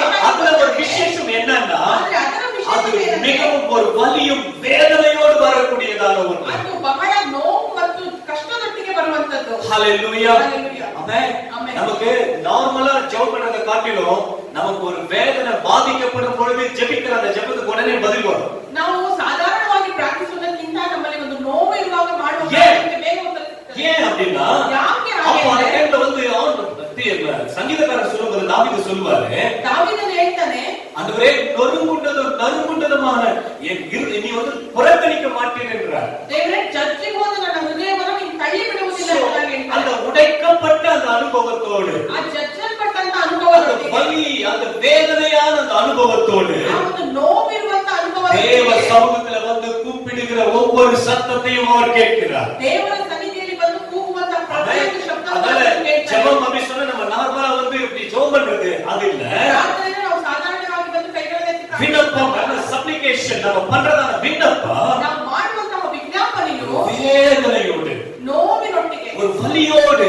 ಒಂದು ಆ ನೋವಿನೊಟ್ಟಿಗೆ. பாருங்க, தானியேல் புத்தகம் 9வது அதிகாரம் ದಾನಿಯೇಲನ ಪುಸ್ತಕ 9ನೇ ಅಧ್ಯಾಯ 17 20 வரைக்கும் வாசிக்கும் பொழுது 17ರಿಂದ 20ರವರೆಗೆ ಓದುವಾಗ தானியேல் தன்னுடைய ஜனங்களுடைய விடுதலை குறித்து எரேமியா சொன்ன தீர்க்கதரிசனத்தை வாசிக்கிறார். ದಾನಿಯೇಲನು ಯೆರೆಮೀಯನು ತನ್ನ ಜನರ ಕುರಿತಾಗಿ ಹೇಳಿರುವಂತ ಪ್ರವಾದನೆಯನ್ನು ಓದ್ತಾ ஆனா ಇದ್ದಾನೆ. அந்த நாட்கள் நெருங்கி வந்து விட்டது. ಆ ದಿನಗಳು ಕೂಡಿ ಬಂದಿತು. ஆனாலும் தன்னுடைய ஜனங்கள் இந்த ஒரு வேதனையில இருக்கிறதை அவர் பார்க்கும் பொழுது ಆದರೂ ತನ್ನ ಜನರು ಈ ವೇದನೆಯಲ್ಲಿ ಇರುವುದನ್ನು ಆತನು ನೋಡುವಾಗ அவர் தேவ சமூகத்துல வந்து ஜெபம் பண்றாரு. ಆತನು ದೇವ ಸನ್ನಿಧಿಯಲ್ಲಿ ಬಂದು அது ಪ್ರಾರ್ಥಿಸ್ತಾನೆ. வார்த்தை பாத்தீங்கன்னா விண்ணப்பம்னு இருக்கும். ನೀವು ಓದುವುದಾದ್ರೆ ಅಲ್ಲಿ ವಿಜ್ಞಾಪನೆ ಎಂಬುದಾಗಿ விண்ணப்பம்னு இருக்கும். அப்படின்னா என்னன்னா அவர் வேதனையோடு தேவ சமூகத்துல வர, ವಿಜ್ಞಾಪನೆ ಇದೆ. ಹಾಗಾದ್ರೆ ಏನಂದ್ರೆ ಅದನ್ನು ದುಃಖ ஆண்டவரே நீ சொன்ன வார்த்தை விடுதலையின் வார்த்தை இருக்கிறதே, ದೇವರೇ ನೀನು ಬಿಡುಗಡೆ ಎನ್ನುವಂತ ಮಾತು ಇದೆಯಲ್ಲ, ஆனாலும் இந்த ஜனங்கள் இந்த ஒரு இது ஒரு அடிமைத்தனத்திற்குள்ளாக இருக்கிறார்களே, ಆದರೂ ನನ್ನ ಜನರು ಈ ದಾಸತ್ವದಲ್ಲಿ அதிலே ಇದ್ದಾರೆ. பாவங்களை எல்லாம் அறிக்கை செய்து அவர் வந்து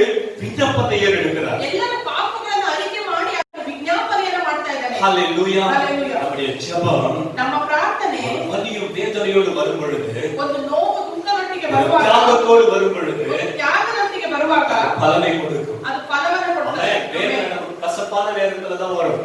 ಅದು ಕಹಿಯಾದ ಸಂದರ್ಭದಲ್ಲೇ ಬರುವಂತದ್ದಾಗಿದೆ. அல்பா பிசின் வந்து கசப்பா இருக்கும். ಆ ಆಲೂಗಡ್ಡೆ ಕಹಿಯಾಗಿರುವಂತದ್ದು. ஏதாவது ஒரு வார்த்தை நம்ம வேதனை படுத்தும் பொழுதுதான் நமக்கு அழ வருது. ಯಾವುದಾದ್ರೂ ಮಾತು ನಮ್ಮನ್ನು ಬಾಧಿಸುವಾಗ ನಮಗೆ ಅಳು ಬರ್ತದೆ. அந்த வேதனையோடு நம்ம எல்லா இடத்துக்கும் போகாம தேவ சமூகத்துல போயிட்டா ಆ ವೇದನೆಯೊಟ್ಟಿಗೆ ನಾವು ಬೇರೆ ಸ್ಥಳಕ್ಕೆ ಹೋಗದೆ ದೇವರ ಬಳಿಗೆ கண்ணீரை ಹೋಗುವಾಗ காண்கிற தேவன். ಆತನು ಕಣ್ಣೀರನ್ನು ஹல்லேலூயா. ನೋಡುವಂತ நம்முடைய நொறுங்கின இருதயத்தை பார்க்கிற தேவன். ನಮ್ಮ ಜಜ್ಜಿದ ಮನಸ್ಸನ್ನು ನೋಡುವಂತ சோ ದೇವರು. பிரேயர்ல வந்து ಪ್ರಾರ್ಥನೆಯಲ್ಲಿ ಬಂದು ஆண்டவர் இந்த விண்ணப்பத்தை எதிர்பார்க்கிறார். ದೇವರು ಈ ವಿಜ್ಞಾಪನೆಯನ್ನು அதுதான் ಎದುರಿಸ್ತಾರೆ. அது தூப, அதுதான் சொல்ற சமநிலை, அதுதான் ஒரு சமநிலை சொல்லுவதே சொல்றாரு. இது சமமா இருக்குமா நம்ம ஜெபத்துல? ಅದನ್ನೇ ಹೇಳ್ತಾರೆ ದೇವರು, ನಮ್ಮ ಪ್ರಾರ್ಥನೆಯಲ್ಲಿ ಸಮವಾಗಿ ಇರಬೇಕು. ஒன்று சாமுவேல் புத்தகத்துல ಒಂದು ಸಮುವೇಲನ ಪುಸ್ತಕ 1வது அதிகாரம் 1ನೇ ಅಧ್ಯಾಯ 6வது வசனம், 7வது வசனம், 10வது வசனம், 11வது வசனம், 16வது அந்த அதிகாரமே நோட் பண்ணி வச்சுக்கோங்க.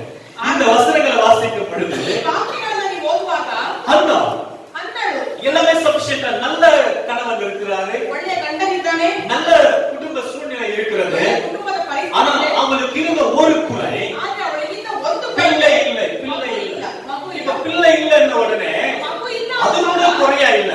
ಅದು ಕೊರತೆ ஏன்னா ಅಲ್ಲ. உடைய கணவன் சொல்றாரு, ಯಾಕೆಂದ್ರೆ ಆಕೆ நானே இருக்கிறேம்மா, உனக்கு என்ன குறை? ನಾನೇ ನಿನಗಿರುವಾಗ ಏನ್ ಕೊರತೆ நான் ಇಲ್ಲ? மீது நமக்கு ஏன் இங்க வருவேன் ನಾವೇ ಇಬ್ಬರು ನಮಗೆ ಯಾಕೆ ಇನ್ನೊಂದು? அப்படின்னு ரொம்ப அன்பா பாத்துக்கிறேன். ಅದು ಬಹಳ ಪ್ರೀತಿಯಿಂದ ஆனா ನೋಡ್ಕೊಳ್ತಾರೆ. நாச்சியார், அவளுடைய நாச்சியார் குத்தி குத்தி பேசும் பொழுது ಆಕೆಯ ಜೊತೆಯಲ್ಲಿದ್ದವರು ಅದನ್ನು ಚುಚ್ಚಿ ಚುಚ್ಚಿ ಮಾತನಾಡುವಾಗ அந்த தேவ சமூகத்தை தேடி வருகிறார். ಅನ್ನಳು ದೇವರ ಸನ್ನಿಧಾನವನ್ನು தேவ ಬರ್ತಾಳೆ. சமூகத்துல வந்து ದೇವರ ಸನ್ನಿಧಿಯಲ್ಲಿ அந்த ಬಂದು கண்ணீர் இருதயத்தை ஊற்றி அவள் ஜெபிக்கிறார். ತನ್ನ ಹೃದಯವನ್ನು ಸುರಿಸಿ ಕಣ್ಣೀರಿನಿಂದ ಪ್ರಾರ್ಥಿಸ್ತಾಳೆ. கண்ணீரோடு ஜெபிக்கிற அந்த ஜெபத்துக்கு ಆ ಕಣ್ಣೀರಿನಿಂದ ಮಾಡಿದ ஆண்டவர் ಪ್ರಾರ್ಥನೆಗೆ சாமுவேல் என்கிற சந்தோஷத்தை பதிலா கொடுத்தார். ದೇವರು ಸಮುವೇಲ ಅನ್ನುವಂತ ಸಂತೋಷವನ್ನು ಉತ್ತರವಾಗಿ ಕೊಟ್ಟರು. ஹalleluya. ஹalleluya. ஒரு தேவ மனிதர் சொல்றாரு, ಒಬ್ಬ ದೇವ ಮನುಷ್ಯರು ಹೇಳಿದ್ರು, பிரேயர் பண்ண ரொம்ப ஹார்டா இருக்கா, ஹார்டா கடினமா இருக்குதா? ಪ್ರಾರ್ಥಿಸುವುದು ಬಹಳ ಕಠಿಣವಾಗಿದೆಯಾ? அப்ப நீங்க கொஞ்சம் கடினமா ஜெபம் பண்ணுங்க. you pray hard என்ற கடினமா ನೀವು ஜெபம் பண்ணுங்க. ಕಠಿಣವಾಗಿಯೇ ಪ್ರಾರ್ಥಿಸಿ ಎಂಬುದಾಗಿ ಹೇಳ್ತಾರೆ. உங்களுக்கு ஜெபம் பண்ண கடினமா இருந்தா நீங்க கடினமா ஜெபம் பண்ணுங்க. ನಿಮಗೆ ಪ್ರಾರ್ಥಿಸುವುದು ಕಷ್ಟ ಅನಿಸುತ್ತಾದ್ರೆ ನೀವು ಕಷ್ಟವಾಗಿಯೇ ಪ್ರಾರ್ಥಿಸಿರಿ. கண்ணீரோடு நாம் தேவ சமூகத்தில் வரும் பொழுது ಕಣ್ಣೀರೊಟ್ಟಿಗೆ ನಾವು ದೇವರ அவர் ಸನ್ನಿಧಿಗೆ ಬರುವಾಗ ஆனந்த கழிப்பாய் மாற்றுவார். ಅದನ್ನು ಆತನು அதான் சொல்றாரு, ಸಂತೋಷವಾಗಿ காலையிலும் மாலையிலும் இந்த தூபம் தேவ சமூகத்தில் செலுத்தப்பட வேண்டும். ಬೆಳಗಿನಲ್ಲಿಯೂ ಸಂಜೆಯಲ್ಲಿಯೂ ಈ ಧೂಪವು ದೇವರ ಸನ್ನಿಧಿಯಲ್ಲಿ அந்த ಸಮರ್ಪಿಸಬೇಕು. சங்கீதக்காரன் சொல்றாரு, ಕೀರ್ತನೆಗಾರರು ಹೇಳ್ತಾರೆ, மாலையிலே அழுகை என்றால் ಬೆಳಗ್ಗೆ ಸಂಜೆಯಲ್ಲಿ ದುಃಖ ಅನ್ನೋದಾದ್ರೆ காலையிலே அக்களிப்பு சந்தோஷமா ஆண்டவர் மாத்திடுவார். ಬೆಳಗ್ಗೆಯಲ್ಲಿ ಸಂತೋಷವಾಗಿ ದೇವರು அப்போ ஒரு ಬದಲಾಯಿಸ್ತಾರೆ. வேதனையோடு நம்ம இருக்கிற அந்த ஒரு நாள ಒಂದು ದುಃಖದಿಂದ ನಾವು ಇರುವಂತ ದಿನ மறுநாள் ஆரம்பிக்கும் பொழுது அந்த சந்தோஷமா ஆண்டவர் மாற்றி விடுவார். ಮಾರನೇ ದಿನವನ್ನು ಪ್ರಾರಂಭಿಸುವಾಗ ಅದು ಸಂತೋಷವಾಗಿ 2 நாளாகம புத்தகம் 34வது அதிகாரம் 2 ಪೂರ್ವಕಾಲ ವೃತ್ತಾಂತ 34ನೇ ಅಧ್ಯಾಯ 27வது வசனத்துல 27ನೇ ವಾಕ್ಯದಲ್ಲಿ யோசியாவை குறித்து சொல்லப்படுது. யோசியா ಮೋಶೆಯನ ಕುರಿತು ಹೇಳಲ್ಪಟ್ಟಿದೆ. யோசியா ஒரு சின்ன வயசுல கிட்டத்தட்ட 8 வயசுல ராஜாவானவர். ಆತನು ಒಂದು 8 ವರ್ಷದಲ್ಲಿ ರಾಜನಾದಂತ அந்த தேவ சமூகத்தை அவர் தேடும் பொழுது ದೇವರ ಸನ್ನಿಧಾನವನ್ನು ಅವನು கர்த்தர் செம்மையாக வைத்தார்.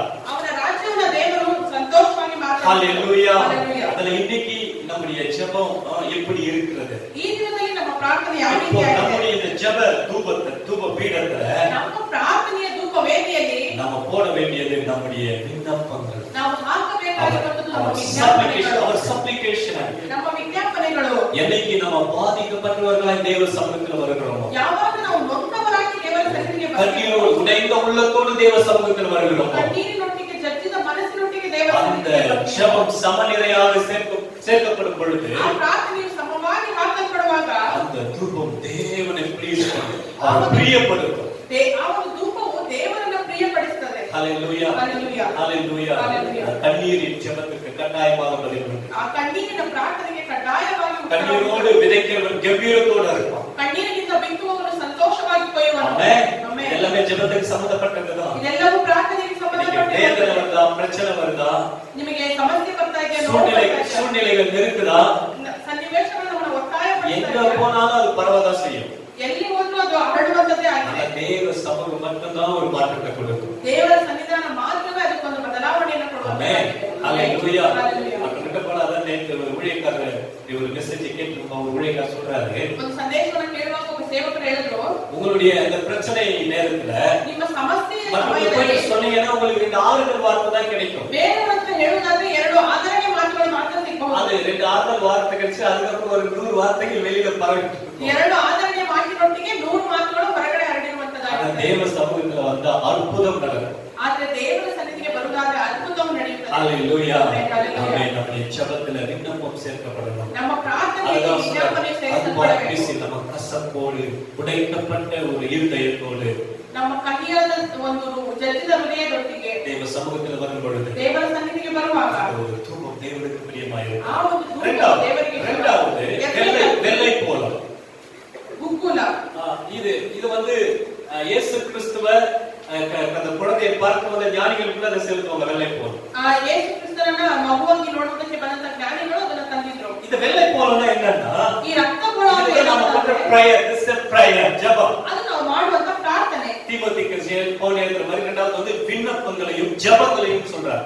ಪೌಲನು ಬರೆಯುವಾಗ ವಿಜ್ಞಾಪನೆಗಳನ್ನು ಪ್ರಾರ್ಥನೆಗಳನ್ನು ಅಂತ ಬರೆದಿದ್ದಾರೆ. ஜெபம் ಪ್ರಾರ್ಥನೆ. சோ இந்த வெள்ளை போலம் எப்படிப்பட்டதுன்னா, ಈ ರಕ್ತ ಪೊಳ ಯಾವ இது வந்து ರೀತಿಯಾಗಿದೆ? இந்த ரெட் சி சிவந்த சமுத்திரத்துல இருந்து எடுக்கப்படுகிறதா அந்த ஸ்னைல், அந்த ஒரு இது மாதிரி நத்த மாதிரி இருக்குமே, அதுல இருந்து எடுக்கப்படுகிறதான ஒரு வாசனை திரவியம். ಇದು ಕೆಂಪು ಸಮುದ್ರದಲ್ಲಿ ಇರುವಂತಹ ಸ್ನೇಹಿತ ಹುಳದಿಂದ ಎತ್ತಲ್ಪಡುವಂತಹ இது நல்ல ஒரு ஸ்மெல், ரொம்ப வாசனையா இருக்கும். ಅದು ಬಹಳ ಸುಗಂಧವುಳ್ಳದಾಗಿರುತ್ತದೆ. ஆனா அதே நேரத்துல இது வந்து ரொம்ப ஸ்ட்ராங்கா இருக்கும், கடினமா இருக்கும். ಅದೇ ಸಮಯದಲ್ಲಿ ಇದು ಬಹಳ ಕಠಿಣವಾಗಿರುತ್ತದೆ. அல்பான் பிசின் ஃபர்ஸ்ட் நம்ம பார்த்தது வந்து அது ரொம்ப சாஃப்ட்டா இருக்கும். ಆ ಆಲೂಗಡ್ಡೆ ನಾವು ಮೊದಲು ನೋಡುವಂತದ್ದು ಅದು ಬಹಳ ಮೃದುವಾಗಿರುತ್ತದೆ. ஆனா இது வந்து ரொம்ப கடினமா இருக்கும். ಆದ್ರೆ ಇದು ಬಹಳ ஆனா ಕಠಿಣವಾಗಿರುತ್ತದೆ. நல்ல வாசனை கொடுக்கும். ಬಹಳ ಸುಗಂಧವನ್ನು So, ಕೊಡುವಂತದ್ದಾಗಿದೆ. இது என்ன காட்டுதுன்னா, ಇದು ಏನನ್ನ நாம ತೋರಿಸುತ್ತದೆ? உறுதியா ஏறெடுக்கிறதால ஜெபத்தை காட்டுகிறது. ನಾವು ದೃಢವಾಗಿ ಮಾಡುವಂತ ಪ್ರಾರ್ಥನೆಯನ್ನು ತೋರಿಸುತ್ತದೆ. ஹalleluya. அப்போ prayer நம்ம ஜெபத்தை ஏறெடுக்கும் பொழுது ನಾವು ಪ್ರಾರ್ಥನೆಯನ್ನು ಮಾಡುವಾಗ அவ வந்து நம்ம ஜெபத்தை வந்து உறுதியா செய்யணும். ನಮ್ಮ ಪ್ರಾರ್ಥನೆಯನ್ನು ದೃಢವಾಗಿ அவன் பாருங்க, ಮಾಡಬೇಕು. யாக்கோபு எழுதின நிருபத்துல 5வது அதிகாரம் 17வது வசனத்துல ಯಾಕೋಬನ ಪತ್ರಿಕೆ 5ನೇ ಅಧ್ಯಾಯ 17ನೇ ವಾಕ್ಯದಲ್ಲಿ நிறைய டைம் இந்த வசனத்தை நம்ம பார்த்திருக்கிறோம். ಅನೇಕ ಬಾರಿ ಈ ವಾಕ್ಯವನ್ನು ನಾವು ನೋಡಿದ್ದೇವೆ. எலியா நம்மை போல பாடுள்ள மனுஷனா இருந்து ಎಲಿಯನು ಒಳ್ಳೆಯದನ್ನ ಕಾಣುವಂತ பாருங்க, ಮನುಷ್ಯ. எலியாவை இன்ட்ரோ듀ce பண்ணும்போது அவன் நம்ம மாதிரி இருந்தாப்பா.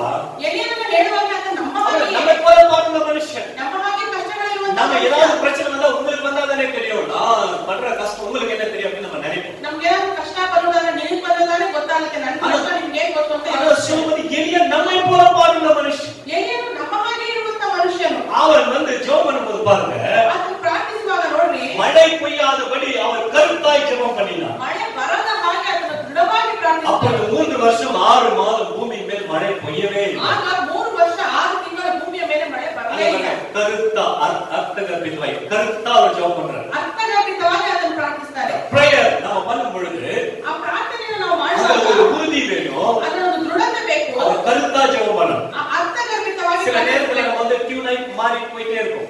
ನಾವು ಒಂದು ಸಮಯದಲ್ಲಿ ಬದಲಾವಣೆಯಾಗಿ ಹೋಗ್ತಾನೆ ಇರ್ತೇವೆ. ஒரு ஜெபம் பண்ணுவோம், அது நடக்கல, இதெல்லாம் நடக்காதுங்க அப்படின்னு நம்ம போயிடும். ಒಂದು ಪ್ರಾರ್ಥನೆ ಮಾಡ್ತೀವಿ, ನಡೆದಿಲ್ಲ, ಅಯ್ಯೋ ಇದೆಲ್ಲ ನಡೆಯಲ್ಲ ಅಂತ ಮುಂದೆ ಹೋಗ್ತಾ ಇರ್ತೇವೆ. ஒரு அம்மா தன்னுடைய குடிகார கணவருக்காக 3 நாள் உபவாசம் வந்து ஜெபம் பண்றாங்க. ಒಂದು ಹೆಂಗಸು ತನ್ನ ಕುಡುಕು ಗಂಡನಿಗಾಗಿ 3 ದಿನ ಉಪವಾಸ உபவாசம் பண்ணி நல்லா ஜெபம் பண்ணி பயங்கரமா கட்டி நல்லா கடிந்து ஜெபம் பண்ணி 3வது நாள் உபவாசம் முடிக்கிறாங்க. ಅವರು 3 ದಿನ ಬಹಳವಾಗಿ ಉಪವಾಸ ಕಠಿಣವಾಗಿ ಪ್ರಾರ್ಥನೆ ಮಾಡಿ ಉಪವಾಸ ಮುಗಿಸಿದ್ರು. உபவாசம் முடிச்சிட்டு ಉಪವಾಸ ಮುಗಿಸಿ வரும்போது அவர் கணவன் வெளியில குளிச்சு ஆடிட்டு அப்படியே வர ಹೊರಗಡೆ ಬಂದ್ರೆ ಗಂಡ ಕುತ್ಕೊಂಡು ಬರ್ತಾರೆ. வந்து கதவு தட்டினாலே கதவு திறந்தோடனே அதை ஆடிட்டு அப்படியே ஒரு அடி அப்படியே கொடுத்துட்டு உள்ள போய் உட்கார்றாங்க. ಅದನ್ನ ತೆಗೆದ ತಕ್ಷಣ ಹಂಗೆ ಆಡ್ಕೊಂಡು ಒಂದ್ ಏಟ್ ಕೊಟ್ಟು ಹಂಗೆ உடனே அந்த அம்மா சொல்றாங்க, ತಕ್ಷಣ ಹಿಂದೆ எனக்கு அப்பவே தெரியும் இவர் மாற மாட்டாரு. ನನಗೆ ಹಂಗೆ ಗೊತ್ತಿತ್ತು ನೀನ್ ಬಂದಾಗಲ್ಲ ಅಂತ. அப்ப எதுக்கு 3 நாள் உபவாசத்தை ஜெபம் பண்ணணும்? ಯಾಕೆ 3 ದಿನ ಉಪವಾಸ ಪ್ರಾರ್ಥನೆ ಮಾಡ್ಬೇಕು? அதனால வந்து என்ன, நம்ம ஜெபம் பண்ணும்போது விடாப்பிடியாய் ஜெபம், அதுதான் அந்த பிரேயர்.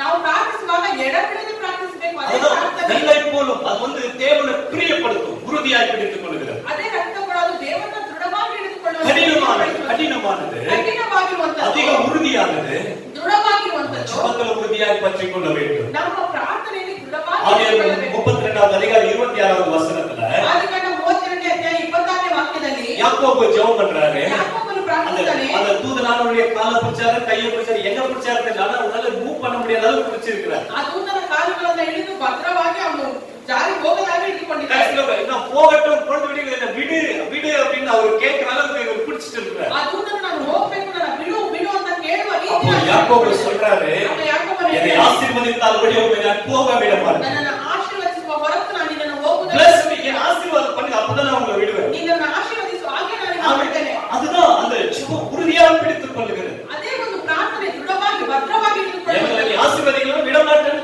உறுதியாக பிடித்துக் கொள்ளுகிறது. ನಿನ್ನನ್ನು ಆಶೀರ್ವದಿಸುವವರೆಗೂ ಬಿಡುವುದಿಲ್ಲ. ஆனா பார்த்தா யாக்கோபுக்கு வந்து 2 பரிவாரம் இருந்தது. முன்னாடி அதிகாரத்துல வாசிக்கும்போது 2 பரிவாரத்தோட திருப்பி 30 அதிகாரத்துல வாசிக்கும் பொழுது 31ನೇ ಅಧ್ಯಾಯದಲ್ಲಿ ಓದುವಾಗ ಯಾಕೋಬನು 2 ಪರಿವಾರದೊಂದಿಗೆ ತಿರುಗಿ பாளையங்கள்ல 2 பாளையங்கள் 2 பரிவாரங்கள் அப்படின்னு இருக்கு. 2 ಪಾಳೆಯಗಳು 2 ಪರಿವಾರ, நிறைய ஆடு மாடு எல்லாமே இருக்குது.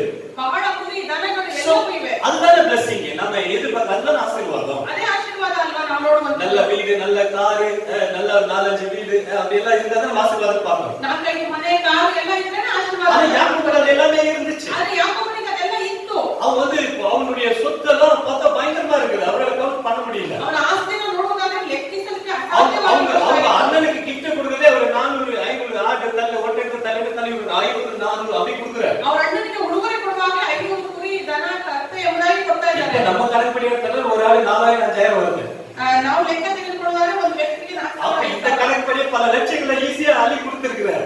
ಹಂಗೆ ನೋಡುವುದಾದ್ರೆ ಲಕ್ಷಗಳನ್ನು ಆತನು ತೆಗೆದುಕೊಂಡಿದ್ದಾನೆ. இந்த கணக்குப்படி அப்ப அவர் வந்து எவ்வளவு பெரிய ஆளா இருக்கணும். ಆತನು ಎಷ್ಟು ದೊಡ್ಡ ವ್ಯಕ್ತಿ ಆಗಿರಬೇಕು. ஆனா அவருக்கு தெரிஞ்சது ಆದ್ರೆ ಆತನಿಗೆ ಗೊತ್ತಿತ್ತು எல்லாமே நிரந்தரமானது இல்ல. ಇದೆಲ್ಲವೂ ಶಾಶ್ವತ ಅಲ್ಲ. மேல இருந்து ஒரு ஆசீர்வாதம் தான் நிரந்தரமானது. ಮೇಲಿಂದ ಬರುವಂತಹ ಆಶೀರ್ವಾದವೇ இவர் ಶಾಶ್ವತವಾಗಿದೆ. தேவதூதனானவர் தெரிஞ்ச உடனே இவர் கட்டியா பிடிச்சிட்டார். ದೇವದೂತನೆಂದು ಗೊತ್ತಾದ ತಕ್ಷಣ ಆತನು ಭದ್ರವಾಗಿ ಹಿಡಿದುಕೊಂಡ. ஆசீர்வதித்தால் வழி நம்மை போக விட மாட்டேன். ನನ್ನನ್ನು ಆಶೀರ್ವದಿಸದೆ ಇದ್ದರೆ ನನ್ನನ್ನು இன்னைக்கு நம்முடைய ಹೋಗಬೇಕು. ஜெபத்துல இந்த ஒரு வெள்ளை போல வேணும். ನಮ್ಮ ಪ್ರಾರ್ಥನೆಯಲ್ಲಿ ಈ ಒಂದು ರಕ್ತ ಬೋಳವು இந்த ಬೇಕು. ஜெப தூபத்துல தூப பீடத்துல ಈ ಧೂಪ ವೇದಿಯಲ್ಲಿ ஆண்டவர் இந்த ஒரு வெள்ளை போலம் என்கிற இந்த பிரேயரை வந்து ஆண்டவர் எதிர்பார்க்கிறார். ಈ ರಕ್ತ ಬೋಳ ಅನ್ನುವಂತ அத சொல்ற ಪ್ರಾರ್ಥನೆ சமநிலை. ಸಮವಾಗಿರುವಂತ அது சமமா இதுவும் இருக்கணும் அதுவும் இருக்கணும். ಸಮ ಪ್ರಮಾಣದಲ್ಲಿ ಇದು ಇರಬೇಕು ಅದು ಇರಬೇಕು ಅಂತ ಹೇಳ್ತಾರೆ. யாபேஸ் வந்து தன்னுடைய சகோதரருக்கு எல்லாரையும் காட்டிலும் அவர் வந்து ரொம்ப கீழானவராய் இருந்தார். ಯಾಬೇಚನು ತನ್ನ ಸಹೋದರರು ಎಲ್ಲರಿಗಿಂತಲೂ ಕೆಳಗಿನವನಾಗಿದ್ದನು. யாபேஸ்னாலே துக்கம் சொல்லி அர்த்தம். ಯಾಬೇಚನ ಅಂದರೆ ದುಃಖ ಎಂಬುದಾಗಿ அவங்க ಅರ್ಥ. சகோதரர்கள் அழைக்கும் போதெல்லாம் ஏ துக்கம் ஏ துக்கம் ஏ துக்கம் அப்படின்ற மாதிரி தான் இருந்துச்சு. ಸಹೋದರನ ಹೆಸರನ್ನ ಕರೆಯುವಾಗೆಲ್ಲ ದುಃಖ ஆனா ಎಂಬುದಾಗಿ அந்த 2 அதிகாரத்துல 2 வசனத்துல அவருடைய சரித்திரமே எழுதப்பட்டிருக்கிறது. ಆ 2 ಅಧ್ಯಾಯದಲ್ಲಿ ಆತನ ಚರಿತ್ರೆಯೇ ಬರೆಯಲ್ಪಟ್ಟಿದೆ. என்ன சொல்லுங்க, அவருடைய முன்னிலையை பார்த்து பின்னிலை தேவன் மாத்திட்டார். ಅದರ ಹಿಂದಿನ ಸ್ಥಿತಿಗಿಂತಲೂ ಮುಂದಿನ ಸ್ಥಿತಿಯನ್ನು ದೇವರು ಬದಲಾಯಿಸಿದರು. என்னப்பா மாத்தினாருன்னு பார்த்தா ಏನು ಬದಲಾಯಿಸಿದ್ರು ಅಂದ್ರೆ அவர் வந்து ஆண்டவர் பிடிச்சு ஆண்டவரே என்னை ஆசீர்வதி, ಅವರು ದೇವರನ್ನು ಹಿಡಿದುಕೊಂಡು ದೇವರನ್ನ என்னுடைய எல்லையை பெரிதாக்கும், ನನ್ನ ದೇಹೆಯನ್ನ ದೊಡ್ಡದಾಗಿ ಮಾಡು, உம்முடைய கரம் என்னோடு கூட இருந்து என்னை நடத்தட்டும் ನಿನ್ನ ಹಸ್ತವು ನನ್ನ ಜೊತೆಯಲ್ಲಿ ನನ್ನ ನಡೆಸು. அப்படி சொல்லி ஆண்டவர் கட்டியா பிடிச்சிட்டாரு. ಆ ರೀತಿಯಾಗಿ ದೇವರನ್ನ ಭದ್ರವಾಗಿ ಹಿಡಿದುಕೊಂಡರು.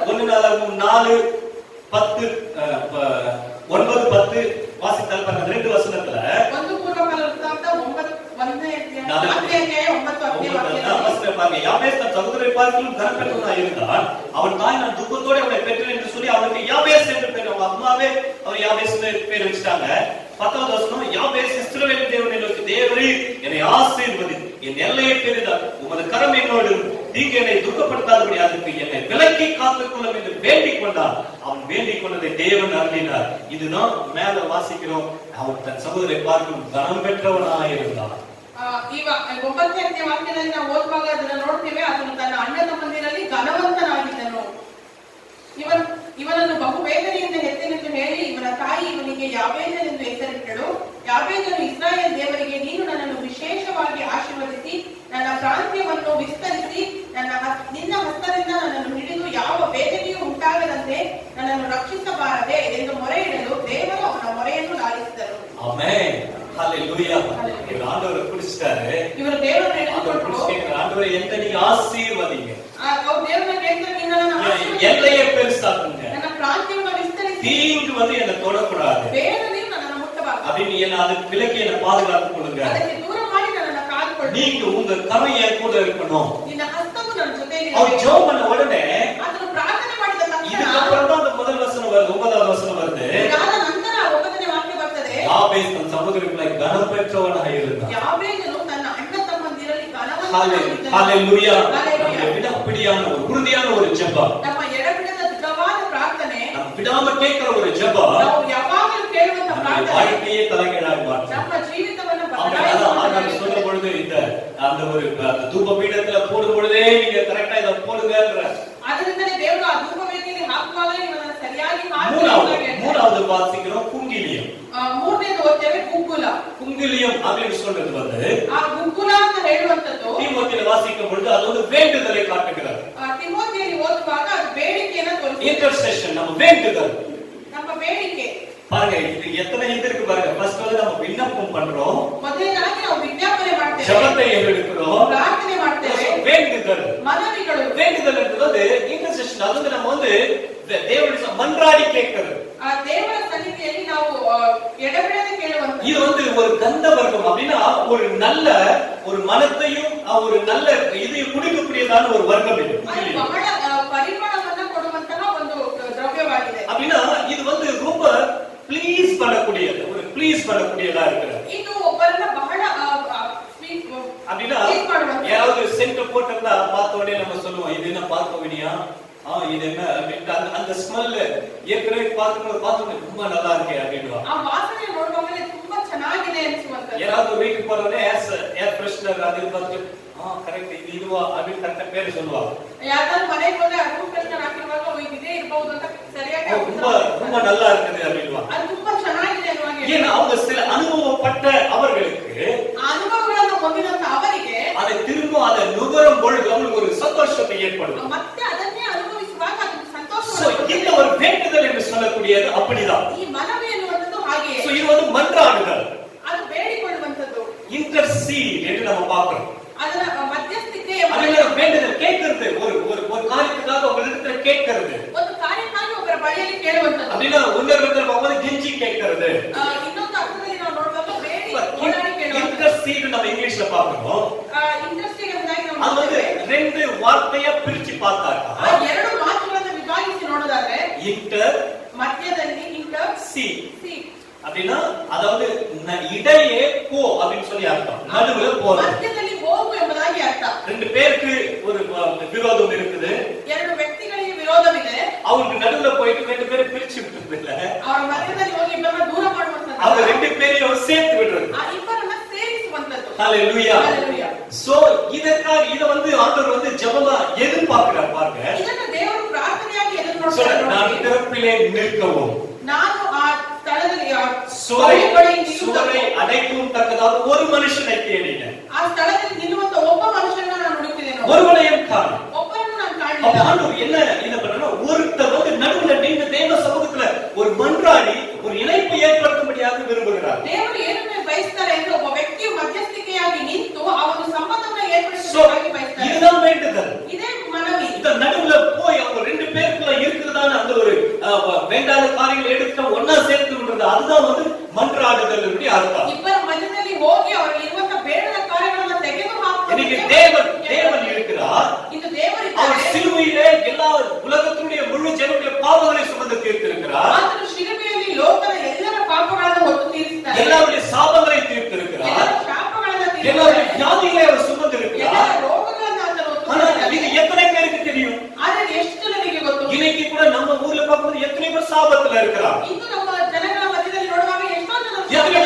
பாவத்தில் இருக்கிறார். ಎಷ್ಟೋ ಜನರು ಪಾಪದಲ್ಲಿ ஆனா உங்களுக்கு தேவை இருக்குது. ಅವರಿಗೆ ಅವಶ್ಯಕತೆ ಇದೆ. சில பேருக்கு எவ்வளவு பணம் இருக்குது, இவ்வளவு கோடி கணக்குல பணம் இருக்குது. ಕೆಲವರಿಗೆ ಎಷ್ಟೋ ಕೋಟ್ಯಾಂತರ ಗಟ್ಟಲೆ ಹಣ ஆனா அதை அனுபவிக்கக்கூடியதான இதுல சமாதானம் இல்ல. ಅದನ್ನ ಅನುಭವಿಸುವಂತಹ ಸಮಾಧಾನ ಇಲ್ಲ. நல்ல குடும்பம் சந்தோஷமா வாழ முடியல. ಒಳ್ಳೆಯ ಕುಟುಂಬ ಸಂತೋಷವಾಗಿ ஆனா ಜೀವಿಸುತ್ತಿದ್ದಾರೆ. இங்க இருக்கிற தேவன் வந்து சமாதானத்தை கொடுக்கிறார். ಈ ಸ್ಥಳದಲ್ಲಿ ದೇವರು ಸಮಾಧಾನವನ್ನು சோ இந்த ಕೊಡ್ತಾರೆ. ரெண்டு பேருக்கு நடுவுல ஒரு கேப் இருக்குது. ಈ ಇಬ್ಬರ ಮಧ್ಯ ಒಂದು ದಾರಿ ಇದೆ. அதாவது தேவையில்ல இருக்கிற ஜனங்கள், ಅವಶ್ಯಕತೆ ಇರುವಂತ ಜನರು, தேவைகளை சந்திக்கிற தேவன் ಅವಶ್ಯಕತೆಯನ್ನು ಪೂರೈಸುವಂತಹ ದೇವರು நடுவுல போய் ரெண்டு பேரையும் சேர்த்து இதுதான் மன்றாட்டு வேண்டுதல். ಈ ಇವರಿಬ್ಬರ ಮಧ್ಯದಲ್ಲಿ ಹೋಗಿ ಅವರನ್ನ ಸೇರಿಸುವಂತದೇ ಮನವಿಯಾಗಿದೆ. ஆமென். ஆமென். ஹalleluya. Hallelujah. அப்போ அவர் சொல்றார், இந்த ஒரு ஜெபம் என்று சொல்லக்கூடிய இந்த ஒரு தூப பீடத்துல ಪ್ರಾರ್ಥನೆ ಅನ್ನುವಂತ ಈ ಧೂಪ ವೇದಿಯಲ್ಲಿ நம்முடைய தூபம் போடும் பொழுது இந்த வேண்டுதலும் இருக்கணும்ன்ற ನಾವು ಧೂಪ ಹಾಕುವಾಗಲೇ ಈ ಒಂದು ಬೇಡಿಕೆಯು ಇರಬೇಕು ಎಂಬುದಾಗಿ ಹೇಳ್ತಾರೆ. ஆதியாகமம் 18வது அதிகாரத்துல ಆದಿಕಾಂಡ 18ನೇ ಅಧ್ಯಾಯದಲ್ಲಿ ஆபிரகாமுக்கு 3 தேவ புருஷர்கள் தரிசனமாகிறார். ಅಬ್ರಹಾಮನಿಗೆ 3 ದೇವ ಜನರು ಮನುಷ್ಯರು இப்ப ಪ್ರತ್ಯಕ್ಷರಾಗ್ತಾರೆ. ಅವರು சோதம் குமார பட்டணத்தை அழிக்கும்படியே போய் கொண்டிருக்கிறார். ಸೊದೋಮ್ ಗೊಮೋರ ಪಟ್ಟಣವನ್ನು ಅಳಿಸುವುದಕ್ಕಾಗಿ ಹೋಗ್ತಾ ಇದ್ದಾರೆ. அப்போ இவன் வந்து வீட்டுக்கு கூட்டிட்டு போய் நல்ல சாப்பாடெல்லாம் கொடுக்குறாரு ஆபிரகாம். ಇವ ಅಬ್ರಹಾಮನ ಮನೆಗೆ ಕರೆದುಕೊಂಡು ಹೋಗಿ ಒಳ್ಳೆ ಆಹಾರವನ್ನೆಲ್ಲ அப்போ ಕೊಡ್ತಾರೆ. ஆபிரகாமுக்கு வந்து அவங்க வேண்டியதெல்லாம் கொடுக்குறாங்க. ಅಬ್ರಹಾಮನಿಗೆ ಅವರು ಬೇಡಿದ್ದನ್ನೆಲ್ಲ ಕೊಡ್ತಾರೆ. ஆபிரகாமுக்கு வந்து நடக்க போறது எல்லாமே சொல்றாங்க. ಅಬ್ರಹಾಮನ ಬಳಿಯಲ್ಲಿ ಅವರು ಏನ್ ನಡೆಯುತ್ತೆ ಎಂಬುದಾಗಿ அப்போ ಎಲ್ಲ ஆபிரகாமுக்கு ಹೇಳ್ತಾರೆ. ஒரு சந்தோஷம். அப்படின்னா அவருக்கு வந்து தீர்க்க தரிசனம் சொல்லிட்டாங்க. ಅಬ್ರಹಾಮನಿಗೆ ಒಂದು ಸಂತೋಷ, ಒಂದು ಪ್ರವಾದನೆಯನ್ನು ಹೇಳಿದ್ದಾರೆ. அவர் வெயிட் பண்ணிட்டு இருந்தாரு, அந்த ஈசாக்கு வந்து பார்க்க போறார். ಆತನು ಎದುರು ನೋಡುತ್ತಿರುವಂತಹ ಈಸಾಕನನ್ನು அது கன்ஃபார்ம் பண்ணிட்டாங்க. ಅದನ್ನು சோ ದೃಢಪಡಿಸಿದ್ದಾರೆ. ஹி ஹாப்பி, அவர் சந்தோஷமா இருக்கிறார். ಅದನ್ನು ಸಂತೋಷವಾಗಿದ್ದಾರೆ. இப்போ அவங்க போறாங்க. ಈಗ ಅವರು ಹೋಗ್ತಾ ಇದ್ದಾರೆ. இப்போ இவர் வந்து கேக்குறாரு, எங்க போறீங்க? ಇವರು ಕೇಳ್ತಾರೆ, ಎಲ್ಲಿ ಹೋಗ್ತಾ ಇದ್ದೀರಾ ಅಂತ. அப்போ வந்து அவங்க 3 பேர் சொல்றாங்க, சோதம் குமாரவின் பாவம் தேவ சமூகத்தை எட்டினது. ಅವ್ರು ಹೇಳ್ತಾರೆ, ಸೊದೋಮ್ ಗೊಮೋರ ಪಟ್ಟಣದ ಪಾಪವು ದೇವರ அதனால நம்ம ಸನ್ನಿಧಿಯಲ್ಲಿ சோதம் குமார பட்டணத்தை அழிக்க போறோம். ಅದರಿಂದ ಆ ಪಟ್ಟಣವನ್ನು ನಾವು ಅಳಿಸಲಿಕ್ಕೆ ಹೋಗ್ತಾ ಇದ್ದೇವೆ. தேவ கோபம் வந்து விட்டது. ದೇವರ ಕೋಪವು ಬಂದಿದೆ. ஆனா ஆபிரகாம் நல்லா இருக்கிறார். ಆದ್ರೆ ಅಬ್ರಹಾಮ ಚೆನ್ನಾಗಿದ್ದಾನೆ. இவருக்கு நெக்ஸ்ட் நடக்க போற அந்த ஒரு தீர்க்கதரிசனம் கிடைச்சிருச்சு. ಮುಂದೆ ನಡೆಯುವಂತಹ ಒಂದು ಪ್ರವಾದನೆ அஷூரன்ஸ் கிடைச்சிருச்சு. ಅದಕ್ಕಾದ ಒಂದು ಒಳ್ಳೆ அதுக்கு ஏதோ சோதம் குமார பட்டணத்துல அவரை வந்து அவரு கூட இருந்த லோத்து பிரிஞ்சு போய் அங்க இருக்கிறார். ಆತನ ಜೊತೆಯಲ್ಲೇ ಇದ್ದಂತ ಲೋಟನು ಇವರಿಂದ ದೂರವಾಗಿ ಆ ಸೊದೋಮ್ ಗೊಮೋರ ಪಟ್ಟಣದಲ್ಲಿ ஆனா ஆபிரகாமை பார்த்தா ಅಬ್ರಹಾಮನನ್ನು ನೋಡಿದ್ರೆ அவர் வந்து ஆபிரகாம் வந்து தேவ இன்னும் கேட்கிறார். அவர் தேவ சமூகத்தில் இருக்கிறார். ಆತನು ದೇವರ ಸನ್ನಿಧಿಯಲ್ಲಿ ಬಂದು ಕೇಳ್ತಾ ಇದ್ದಾನೆ. 22வது வசனத்தை வாசித்தா 22ನೇ ವಾಕ್ಯವನ್ನು ಓದುವುದಾದ್ರೆ இந்த ஒரு வசனம், இந்த ஒரு லைன் எனக்கு ரொம்ப பிடிச்சிருக்கு. ಆ ಒಂದು ಲೈನ್ ನನಗೆ ಬಹಳ ಇಷ್ಟವಾಗಿದೆ. ஆபிரகாமோ பின்னும் கர்த்தருக்கு முன்பதாக நின்று கொண்டிருந்தார். ಅಬ್ರಹಾಮನು ಇನ್ನು ಕರ್ತನ ಮುಂದೆ ನಿಂತುಕೊಂಡಿದ್ದನು. இதெல்லாம் சொன்ன உடனே ಇದೆಲ್ಲವೂ ಹೇಳಿದ அப்படியா அப்படின்னு கேட்டுட்டு போல ಹೌದಾ ಅಂತ அங்கே நின்னுட்டு இருக்கிறார். ಆತನು ಅಲ್ಲೇ ನಿಂತಿದ್ದಾನೆ. நின்னுட்டு வந்து கெஞ்சி கேட்கிறார். ನಿಂತು ಅಲ್ಲಿ ಬೇಡಿಕೆಯನ್ನು ಕೇಳ್ತಾ ಇದ್ದಾನೆ. இல்ல நீங்க அந்த பட்டணத்தை அழிக்க போறீங்களே, ನೀವು ಆ ಪಟ್ಟಣವನ್ನು ಅಳಿಸ್ತೀರಾ ಅಲ್ವಾ? ஒரு 50 நீதிமான்கள் இருந்தா அதை அழிப்பீங்களான்னு கேட்கிறார். ಒಂದು 50 ಜನ ನೀತಿವಂತರು ಅಲ್ಲಿ ಇದ್ರೆ ಅದನ್ನು ಅಳಿಸ್ತೀರಾ? சொல்றாரு, அழிக்க மாட்டோம். ஏன்னா அந்த அநீதி தானே தேவ சமூகத்துல வந்துச்சு.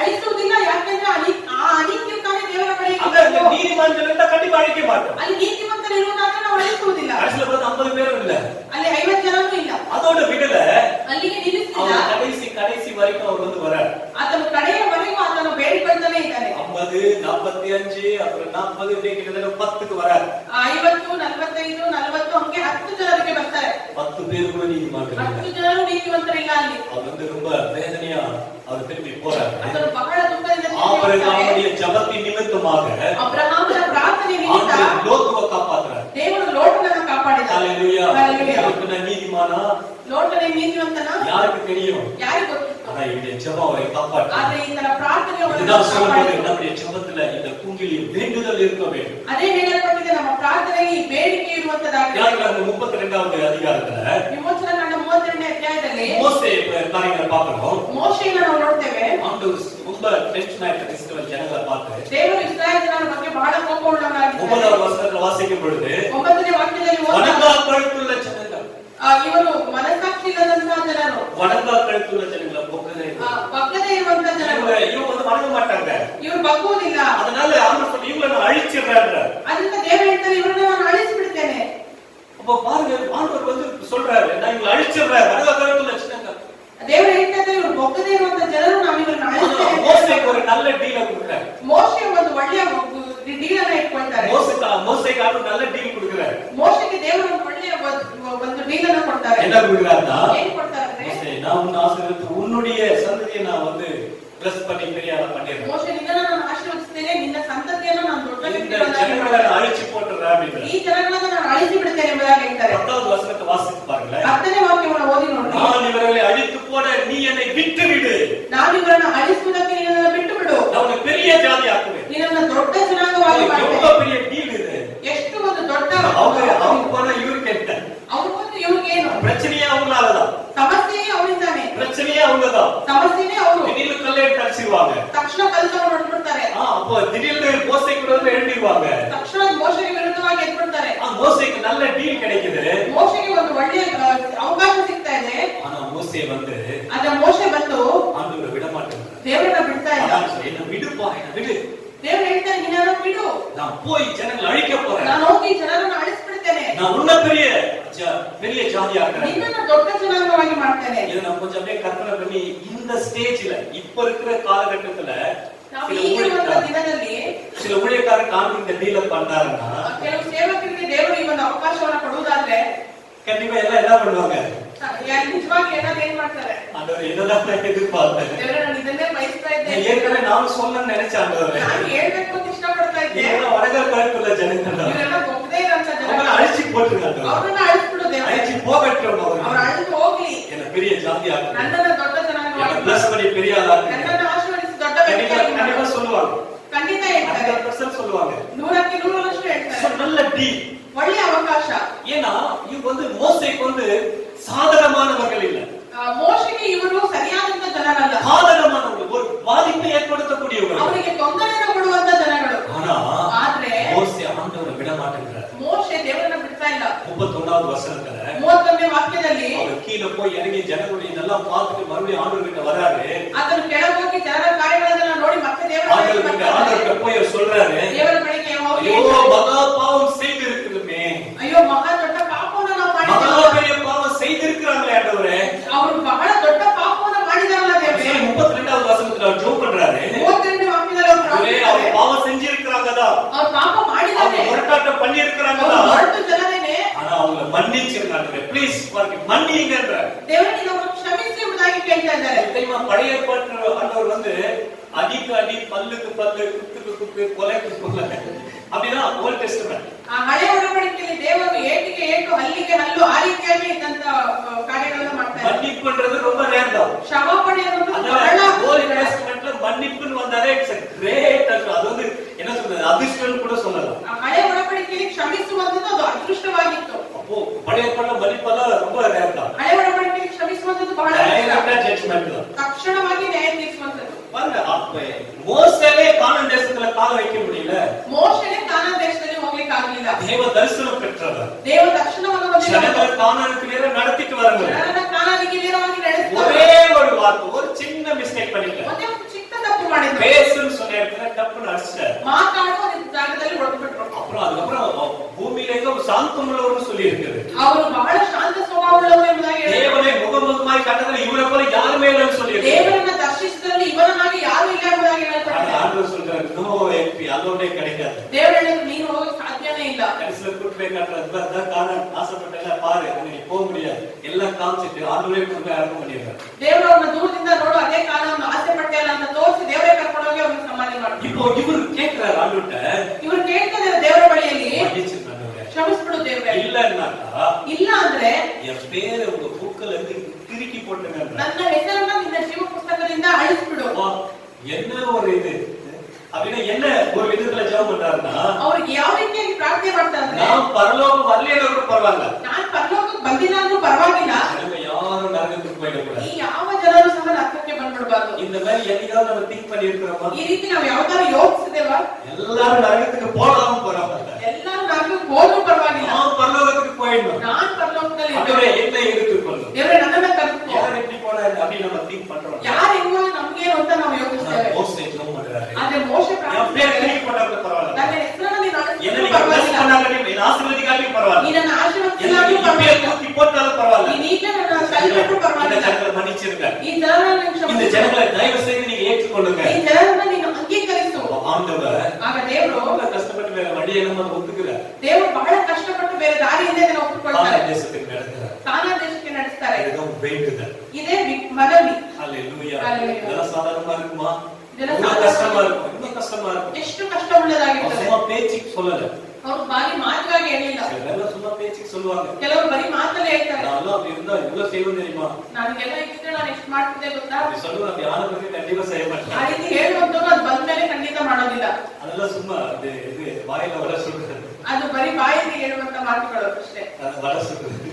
ஓகே. ஆனா மோசே உண்மையா சொன்னார். ಆದ್ರೆ ಮೋಶೆ ನಿಜವಾಗಿ ಹೇಳಿದ್ರು. வாங்க பார்க்கும்போது இதுல இந்த எதிர்பார்க்கிறேன். ದೇವರು ಇದನ್ನ ಎದುರು சாமுவேல் சொல்லும்போது சொல்றாரு, ಸಮುವೇಲನು ಹೇಳುವಾಗ நான் ಹೇಳ್ತಾರೆ, உங்களுக்காய் மன்றாடாமல் உங்களுக்காய் நான் ஜெபம் பண்ணாமல் இருந்தா விண்ணப்பம் பண்ணாமல் இருந்தா ನಾನು ನಿಮಗಾಗಿ ಬೇಡಿಕೊಳ್ಳದೆ ಪ್ರಾರ್ಥನೆ ಮಾಡದೆ ವಿಜ್ಞಾಪನೆ ಮಾಡದೆ ಇರುವುದಾದ್ರೆ அது எனக்கு வந்து சாபமா மாறிடும். ಅದು ನನಗೆ நான் ಶಾಪವಾಗಿರುತ್ತದೆ. பாவம் செய்கிறவனா இருப்பேன் ನಾನು என்றார். ಪಾಪ ಮಾಡುವವನಾಗಿದ್ದೇನೆ. எஸ்தர் சொல்லும் பொழுது ಎಸ್ತರ್ நான் ಹೇಳುವಾಗ, செத்தாலும் சாகிறேன், ನಾನು ಸತ್ರು ಸಾಯ್ತೇನೆ, ஆனாலும் நான் ராஜா சமூகத்தில் பிரவேசிப்பேன். ಆದರೂ ನಾನು ರಾಜನ ಸನ್ನಿಧಿಗೆ ಹೋಗ್ತೇನೆ. இயேசு கிறிஸ்து ಯೇಸು ಕ್ರಿಸ್ತನು எபிரேயர் 7:25 பார்க்கும்போது ಇಬ್ರಿಯ 7:25 ಓದುವಾಗ, இன்னைக்கும் அவர் நமக்காக மன்றாடி கொண்டிருக்கிறார். ಇಂದಿಗೂ ಆತನು ನಮಗಾಗಿ ಪ್ರಾರ್ಥಿಸುವಾತನಾಗಿದ್ದಾನೆ, ಮನವಿ அதனால ಮಾಡುವಾತನಾಗಿದ್ದಾನೆ. இது அவருக்கு ரொம்ப பிடிக்கும். ಆದ್ರಿಂದಲೇ ಇದು ಆತನಿಗೆ ஏன்னா ಬಹಳ அது ಇಷ್ಟ. அவருடைய கேரக்டர். ಅದು ಆತನ அது ಸ್ವಭಾವವಾಗಿದೆ. ஜீசஸ்னுடைய ஒரு குணம். அது ಯೇಸುವಿನ ಒಂದು அது ಗುಣವಾಗಿದೆ. இயேசுவுடைய ஒரு ஆசை. அது ಯೇಸುವಿನ ಒಂದು ಆಸೆ. அதனாலதான் இது ஒரு கந்த வர்க்கம் வந்து இது அட்ராக்ட் பண்ணி இழுக்கக்கூடியதாக இருக்கும். ಆದ್ರಿಂದ ಈ ಒಂದು ಗಂಧವು ಅದು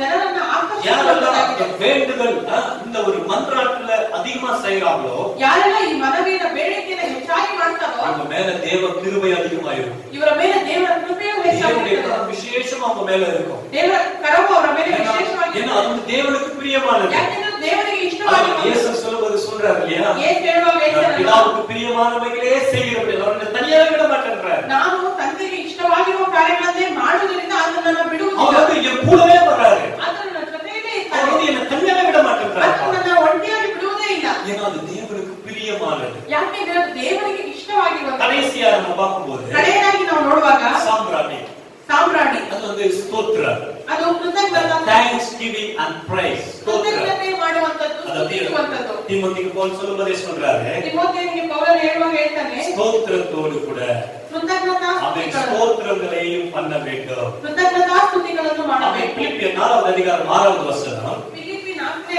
ಅಧ್ಯಾಯ 6ನೇ ವಾಕ್ಯ. ஆமென். பிலிப்பியர் 4:6 வாசிங்க. ಯಾವ ಸಂಬಂಧವಾಗಿಯೂ ಚಿಂತೆ ಮಾಡದೆ ಸರ್ವ ವಿಷಯದಲ್ಲಿ ಕೃತಜ್ಞತಾ ಸ್ತುತಿಯನ್ನು ಪ್ರಾರ್ಥನೆ ವಿಜ್ಞಾಪನೆಗಳನ್ನು ಮಾಡುತ್ತಾ ನಿಮಗೆ ಬೇಕಾದದನ್ನು ದೇವರಿಗೆ ತಿಳಿಯಪಡಿಸಿರಿ. நீங்கள் ஒன்றுக்கும் கவலைப்படாமல் எல்லாவற்றையும் குறித்து உங்கள் விண்ணப்பங்களையும் ஸ்தோத்திரத்தோடு கூடிய ஜெபத்தினால் வேண்டுதலினாலும் தேவனுக்கு தெரியப்படுத்துங்கள் என்றார். இந்த இடத்துல ஸ்தோத்திரத்தோடு கூடியதான ஒரு ஜெபம். ಇಲ್ಲಿ ನಾವು ನೋಡುವಾಗ ಕೃತಜ್ಞತೆ ಒಟ್ಟಿಗೆ அப்படினா என்னன்னா நம்ம ஜெபத்துல வந்து தேங்க்ஸ்கிவிங் அது இருக்கும். தேங்க்ஸ்கிவிங் இருக்கும். ನಮ್ಮ ಪ್ರಾರ್ಥನೆಯಲ್ಲಿ ಒಂದು ಕೃತಜ್ಞತೆ ಇರಬೇಕು. ಅದು நன்றி உள்ளவர்களாக இருக்கணும். ನಾವು ಅವರಿಗೆ ವಂದನೆ ಹೇಳುವವರಾಗಿರಬೇಕು. ஆண்டவர் நமக்கு செய்தது நம்ம மறந்துடக்கூடாது. ದೇವರು ನಮಗೆ ಮಾಡಿದನ್ನು ನಾವು ಮರೆತುಬಿಡಬಾರದು. அந்த பிரேயர்ல வந்து இது சமநிலையா இருக்கணும். ನಮ್ಮ ಪ್ರಾರ್ಥನೆಯಲ್ಲಿ ஆண்டவரே எனக்கு நீங்க ஜீவன தந்தீங்களே நன்றி. ದೇವರಿಗೆ ನನಗೆ ಜೀವವನ್ನು ಕೊಟ್ಟಿದ್ದೀರಾ, நல்ல ட்ரெஸ் கொடுத்தீங்களே நன்றி. ನನಗೆ ಒಳ್ಳೆ ವಸ್ತ್ರವನ್ನು எனக்கு ಕೊಟ್ಟಿದ್ದೀರಾ, நல்ல ஆகாரத்தை கொடுத்தீங்களே நன்றி. ನನಗೆ ಒಳ್ಳೆ ಆಹಾರವನ್ನು இன்னைக்கு ಕೊಟ್ಟಿದ್ದೀರಾ, நான் உயிரோடு இருக்கிறனால அது உங்க கிருபை தான், அதுக்காக நன்றி. ನಾನು ಜೀವಂತವಾಗಿರುವಂತದ್ದು ನಿನ್ನ ಕೃಪೆ, ಅದಕ್ಕಾಗಿ ಸ್ತೋತ್ರ. நம்ம ஜெபத்துல வந்து இந்த ஸ்தோத்திரம் வந்து இருக்கணும். எல்லாவற்றுக்காக நம்ம ஸ்தோத்திரம் செலுத்தணும். ನಮ್ಮ ಪ್ರಾರ್ಥನೆ ಈ ಕೃತಜ್ಞತೆ ಎಲ್ಲದಕ್ಕಾಗಿ ನಾವು ஆனா ಮಾಡುವಂತವರಾಗಿದ್ದೀವಿ. நமக்கு சில நேரத்துல இருக்கு, அதாவது நமக்கு வந்து எல்லாம் இருந்தாதான் ஸ்தோத்திரம் வரும். ನಮಗೆ ಎಲ್ಲವೂ ಇದ್ರೇನೆ ಆ ಕೃತಜ್ಞತೆ ಬರ್ತದೆ, இல்லன்னா நமக்கு ஆத்திரம் வரும். ಇಲ್ಲ ಅಂದ್ರೆ ನಮಗೆ ಕೋಪ ಬರ್ತದೆ. இல்லையா? ஒண்ணு இதெல்லாம் இதெல்லாம் அப்படின்னு நம்ம ஆத்திரம் தான் பட்டுட்டு இருப்போம். ಏನಾದ್ರೂ ನಡೆದಿದ್ರೆ ಇದೆಲ್ಲ ನಡೀತಾನೆ ಇಲ್ಲ. எல்லாவற்றிலும் ஆண்டவருக்கு நம்ம ஸ்தோத்திரம் செலுத்தணும். ಆದ್ರೆ ಎಲ್ಲದರಲ್ಲಿಯೂ ನಾವು ಕೃತಜ್ಞತೆ எல்லா சூழ்நிலையிலும் ஆண்டவருக்கு ஸ்தோத்திரம் ಎಲ್ಲ செலுத்தணும். ಸನ್ನಿವೇಶದಲ್ಲೂ ನಾವು ದೇವರಿಗೆ ಕೃತಜ್ಞತೆ சமநிலை ಆ ಸಮವಾಗಿರುವಂತ அது எல்லாமே சமமா செலுத்தப்படணும். ಇವೆಲ್ಲವೂ ಸಮವಾಗಿ ಅರ್ಪಿಸಲ್ಪಡಬೇಕು. இதுதான் ஹெவனுக்கு கொண்டு போகப்படுது. ಇದೇ ಪರಲೋಕಕ್ಕೆ இந்த ತೆಗೆದುಕೊಂಡು நான்கு மிக்ஸ் பண்ணப்பட்டதான ஒரு ஜெபம். ಈ ನಾಲ್ಕು ಸೇರಿರುವಂತ ಒಂದು ಪ್ರಾರ್ಥನೆ. ஆண்டவர் சொல்லும்போது சொல்றாரு, இத நீ தூப பீடத்துல போடும் பொழுதே ಇದನ್ನು ನೀನು ಧೂಪ ವೇದಿಯಲ್ಲಿ ಹಾಕುವಾಗ್ಲೇನೆ ஆண்டவர் அதே கொடுக்கணும். ದೇವರು ಅದನ್ನ ಹಾಗೆ ಸಂತೋಷ ಪಡ್ತಾರಂತೆ. சரியான ஒரு அளவு இது. சரியான அளவு. ஆமென். இதுல விண்ணப்பம் இருக்கிறது, இதல விண்ணப்பம் இதுல ஜெபம் இருக்கிறது, பிரார்த்தனை ಇದೆ, இதுல வேண்டுதல் இருக்கிறது, வேடிக்கை ಇದೆ, இதுல ஸ்தோத்திரம் இருக்கிறது. கிருத்தಜ್ಞತೆ ಇದೆ. நான்கும் கலந்து இந்த தூபபீடத்துல போடும் பொழுது நான்கನ್ನ ಸೇರಿಸಿ ಧೂಪವೇದಿಯಲ್ಲಿ ಹಾಕುವಾಗ தூபம், அது ஜெபம் தேவ சமூகத்தை அது தொடுகிறது. ಆ ಒಂದು ಪ್ರಾರ್ಥನೆಯು ದೇವರ ಸನ್ನಿಧಿಯನ್ನು ಮುಟ್ಟುವಂತದ್ದಾಗಿದೆ. தேவனை பிரியப்படுத்துகிறது. ಅದು ದೇವರನ್ನ ಪ್ರಿಯಪಡಿಸುವಂತದ್ದಾಗಿದೆ. ஹalleluya. Hallelujah. திருப்பி பதில் கொண்டு வருது. ಅದು ಉತ್ತರವನ್ನು ஆமென். ತೆಗೆದುಕೊಳ್ಳುವಂತದ್ದಾಗಿದೆ. ஆமென். ಆಮೆನ್. மேலத்துக்கு இடத்துல ನಾವೆಲ್ಲ அதை எழுதி வைத்துக் கொள்ளலாமா? ஹalleluya. ஓ, இன்னைக்கு நம்முடைய ஜெபத்துல மாற்றங்களை தேவன் எதிர்பார்க்கிறார். ಈ ದಿನದಲ್ಲಿ ನಮ್ಮ ಪ್ರಾರ್ಥನೆಯಲ್ಲಿ ಬದಲಾವಣೆಗಳನ್ನು ದೇವರು இந்த ಎದುರುನೋಡುತ್ತಾರೆ. 4 அம்சங்கள் நம்முடைய ஜெபத்துல இருக்கும் பொழுது ಈ 4 ಕಾರ್ಯಗಳು ನಮ್ಮ அதனால அந்த ಪ್ರಾರ್ಥನೆಯಲ್ಲಿ பழைய ஏற்பாட்டுல ஆசரிப்பு கூடாரத்தை போடும் பொழுதே சொல்றார். ಆದ್ದರಿಂದ ದೇವರು ಆ ದೇವದಾಸನ ಗುಡಾರವನ್ನು ಹಾಕುವಾಗಲೇ தூபபீடம் ಇದು ಧೂಪವೇದಿ. இதுல போடப்படுகிறதான இந்த ஒரு தூப புகை ಇಲ್ಲಿ ಹಾಕಬೇಕಾದಂತ ಈ ಧೂಪವು காலையில செலுத்தப்பட வேண்டும், ಬೆಳಗಿನ ಕಾಲದಲ್ಲಿ மாலையிலும் செலுத்தப்பட வேண்டும். ಸಾಯಂಕಾಲದಲ್ಲಿ ಹಾಕಲ್ಪಡಬೇಕು. அது விளக்கப்படும் போது, சுத்திகரிக்கப்படும் போது அது செலுத்தப்பட வேண்டும். ಅದು ಶುದ್ಧಿಪಡಿಸಲ್ಪಡುವಾಗ ಅದನ್ನು ಹಾಕಬೇಕು. தேவனை ಇದು பிரியப்படுத்துகிறது. ದೇವರನ್ನ ಪ್ರಿಯಪಡಿಸುವಂತದ್ದಾಗಿದೆ. ஹalleluya. Hallelujah. இன்னைக்கு நம்முடைய ஜெபம் எப்படியா இருக்கிறது? ಈ ದಿನ ನಮ್ಮ ಪ್ರಾರ್ಥನೆ ಯಾವ ರೀತಿ காலையில ಆಗಿದೆ? மாலையில ஆண்டவர் நம்ம ஜெபத்தை கேட்கறதுக்கு ஆசையா இருக்கிறார். ಬೆಳಗ್ಗೆಯೂ ಸಂಜೆಯೂ ದೇವರು ನಮ್ಮ ಪ್ರಾರ್ಥನೆ ಕೇಳೋದಕ್ಕೆ ಇಷ್ಟವುಳ್ಳವನಾಗಿದ್ದಾನೆ. அவர் விரும்புறாரா?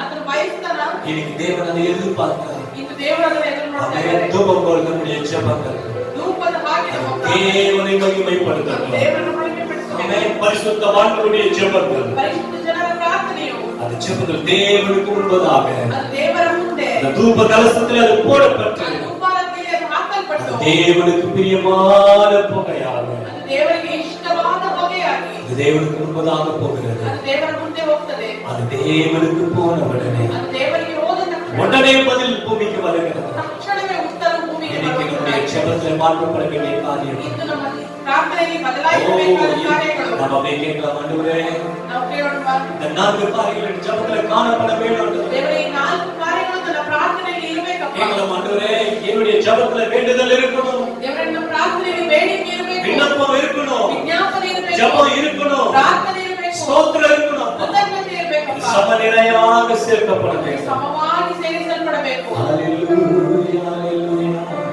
தூபம் போல் என் ஜெபங்கள் ஏற்றுக்கொள்ளுமையா, மாலை வரி போல கைகளை உயர்த்தினேனையா, உம்மை நோக்கி கதறுகிறேன், விரைவாய் உதவி செய்யும். ஆமென்.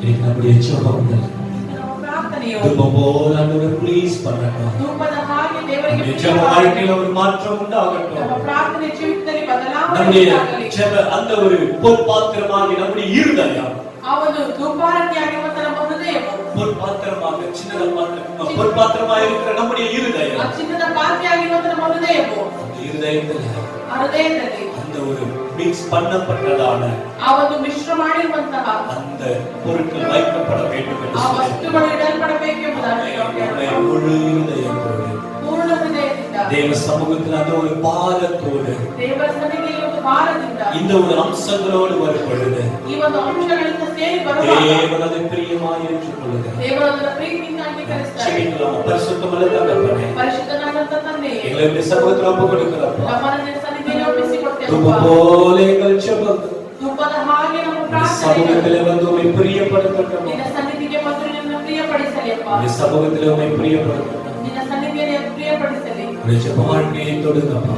ನಮ್ಮ ಪ್ರಾರ್ಥನೆಯ ಜೀವನವನ್ನು ನೀನು ಕೊಟ್ಟು எங்கள் ஜெபத்தில் ஏற்பட வேண்டிய மாற்றங்களை கர்த்தர் கொடுத்தார். ನಮ್ಮ ಪ್ರಾರ್ಥನೆಗೆ ಆಗಬೇಕಾದಂತ ಬದಲಾವಣೆಗಳನ್ನು ನೀನು ಮಾರ್ಪಡಿಸು. மாற்றங்களை தாங்கப்பா. ಬದಲಾವಣೆಯನ್ನು ಕೊಡುತ್ತೇವೆ. மாற்றங்களை கொடுங்கப்பா. ಬದಲಾವಣೆಯನ್ನು ಕೊಡುತ್ತೇವೆ. சோர்ந்து போயிருக்கிற ಸೋತು ಹೋಗಿರುವಂತಹ ஜெப ஜீவிதத்திலே சோர்ந்து போயிருக்கிற ಈ ಪ್ರಾರ್ಥನೆಯ ಜೀವಿತದಲ್ಲಿ ಸೋತು ஒவ்வொருத்தரும் பலப்படுத்தப்படுவார்கள். ಒಬ್ಬರು ಬಲಪಡಿಸಲ್ಪಡಲಿ. ஓ, கரங்கள் பலப்படுத்தப்படட்டும். ಕರಗಳು ಬಲಪಡಿಸಲ್ಪಡಲಿ. அதுவே ஜெப வாழ்க்கை பலப்படுத்தப்படட்டும். ಪ್ರಾರ್ಥನೆಯ ಜೀವಿತವು ಬಲಪಡಿಸಲ್ಪಡಲಿ. தோய்ந்து போன சூழ்நிலை மாறட்டும் ஆண்டவரே. ಸೋತು ಹೋದಂತ ಸನ್ನಿವೇಶವು ಬದಲಾಗಲಿ. என் மகிமையான தொடுதல் உண்டாகட்டும். ನಿನ್ನ ಮಹಿಮೆಯ ಮುಟ್ಟುವಿಕೆ ಉಂಟಾಗಲಿ ಅಪ್ಪ. பரிசுத்த ஆளுகைகளாய் ஒப்பு கொடுக்கிறோம். ನಿನ್ನ ಪರಿಶುದ್ಧ ಆಳ್ವಿಕೆಯಲ್ಲಿ இந்த ಒಪ್ಪಿಸಿಕೊಡ್ತೇವೆ. நாள் ஆராதனைக்கு வந்த எல்லாரையும் கர்த்தர் ಈ ஆசீர்வதி. ದಿನದ ಆರಾಧನೆಗೆ ಬಂದಂತ ಜೊತೆ திரும்பி போகிற நம்முடைய பிள்ளைகளோடு நீங்க இருந்தாருங்கப்பா. ಮುಂದೆ ಹೋಗುವಾಗ ಮಕ್ಕಳೊಟ್ಟಿಗೆ ನೀವು ಇರುತ್ತೇವೆ. இந்த வாரம் முழுவதும் நடக்கிற வேலை, ಈ ವಾರ ಪೂರ್ತಿಯಾಗಿ ನಡೆಯುವಂತ ಕೆಲಸಗಳು, ಕಾಲೇಜ್, பல விதமான பிரயாணங்கள், ಕಾಲೇಜು, ಕೆಲಸ, ಆ ರೀತಿಯಾದಂತ ಪ್ರಯಾಣಗಳು பாதுகாத்துக் கொள்ளுங்கப்பா. ಇವರ ಜೊತೆಗೆ ರಕ್ಷಿಸಿರಿಯಪ್ಪ. சமூகம் கூட இருக்கட்டும். ನಿನ್ನ ಸನ್ನಿಧಿಯ ಜೊತೆ தேவைகளெல்லாம் அற்புதமாய் சந்தித்தோம். ಎಲ್ಲ ಅವಶ್ಯಕತೆಗಳನ್ನ ಅದ್ಭುತವಾಗಿ ಸಂಧಿಸಿರಿ. பாதுகாத்து பலப்படுத்தி நடத்தும். ಕಾದು ರಕ್ಷಿಸಿ ನಡೆಸಿರಿ. யாருக்காய் ஒப்புக்கொடுக்கிறோம். ನಿನ್ನ ಆಳ್ವಿಕೆಗೆ ಒಪ್ಪಿಸಿ உமக்கு எல்லா துதிகளை மகிமையை செலுத்தி ನಿನಗೆ ಎಲ್ಲ ಸ್ತುತಿಗಳನ್ನ ಮಹಿಮೆಯನ್ನು ಸಲ್ಲಿಸಿ இயேசுவின் நாமத்தில் ஜெபிக்கிறோம். ஜீவனுள்ள நல்ல பிதாவே. ಯೇಸುವಿನ ನಾಮದಲ್ಲಿ ಪ್ರಾರ್ಥಿಸುತ್ತೇವೆ. ಜೀವವುಳ್ಳ ಒಳ್ಳೆಯ ತಂದೆ. எல்லாரும் சேர்ந்து சொல்லலாமா? ಎಲ್ಲರೂ ಸೇರಿ ಹೇಳೋಣ. என் ஆத்மாவே கர்த்தரை ஸ்தோத்திரி. என் முழுவதும் பரிசுத்த நாமத்தை ஸ்தோத்திரி. என் ஆத்மாவே கர்த்தரை ஸ்தோத்திரி. கர்த்தர் செய்த சகல உபகாரங்களை மறவாதே. ஆமென். அத்திம ஆசீர்வாதம் மதிப்புள்ள கர்த்தரை சித்தத்திற்கு ಪದಯಾದ ದೇವರ ಪ್ರೀತಿ, ಪರಿಶುದ್ಧಾತ್ಮನ ಅನುಲಿತ ಐಕ್ಯತೆ ಎಲ್ಲರ ಸಂಗಡ ಇದ್ದು ಪ್ರಾರ್ಥನೆಯ ಈ ಒಂದು ಮನಸ್ಸುಗಳ ಬದಲಾವಣೆಗಳಲ್ಲಿ ಮುಂದೆ ನಡೆಸಲಿ. Amen. Amen. Hallelujah. God bless you. கர்த்தர் நிம்மதி ஆசீர்வதித்து கர்த்தர் ஆசீர்வதிப்பாராக. ஒரு மகிழ்ச்சியான சந்தோஷமான ஆசீர்வாதங்கள் ஒரு வாரமாய் இருப்பதாக. ஆமென். God bless you.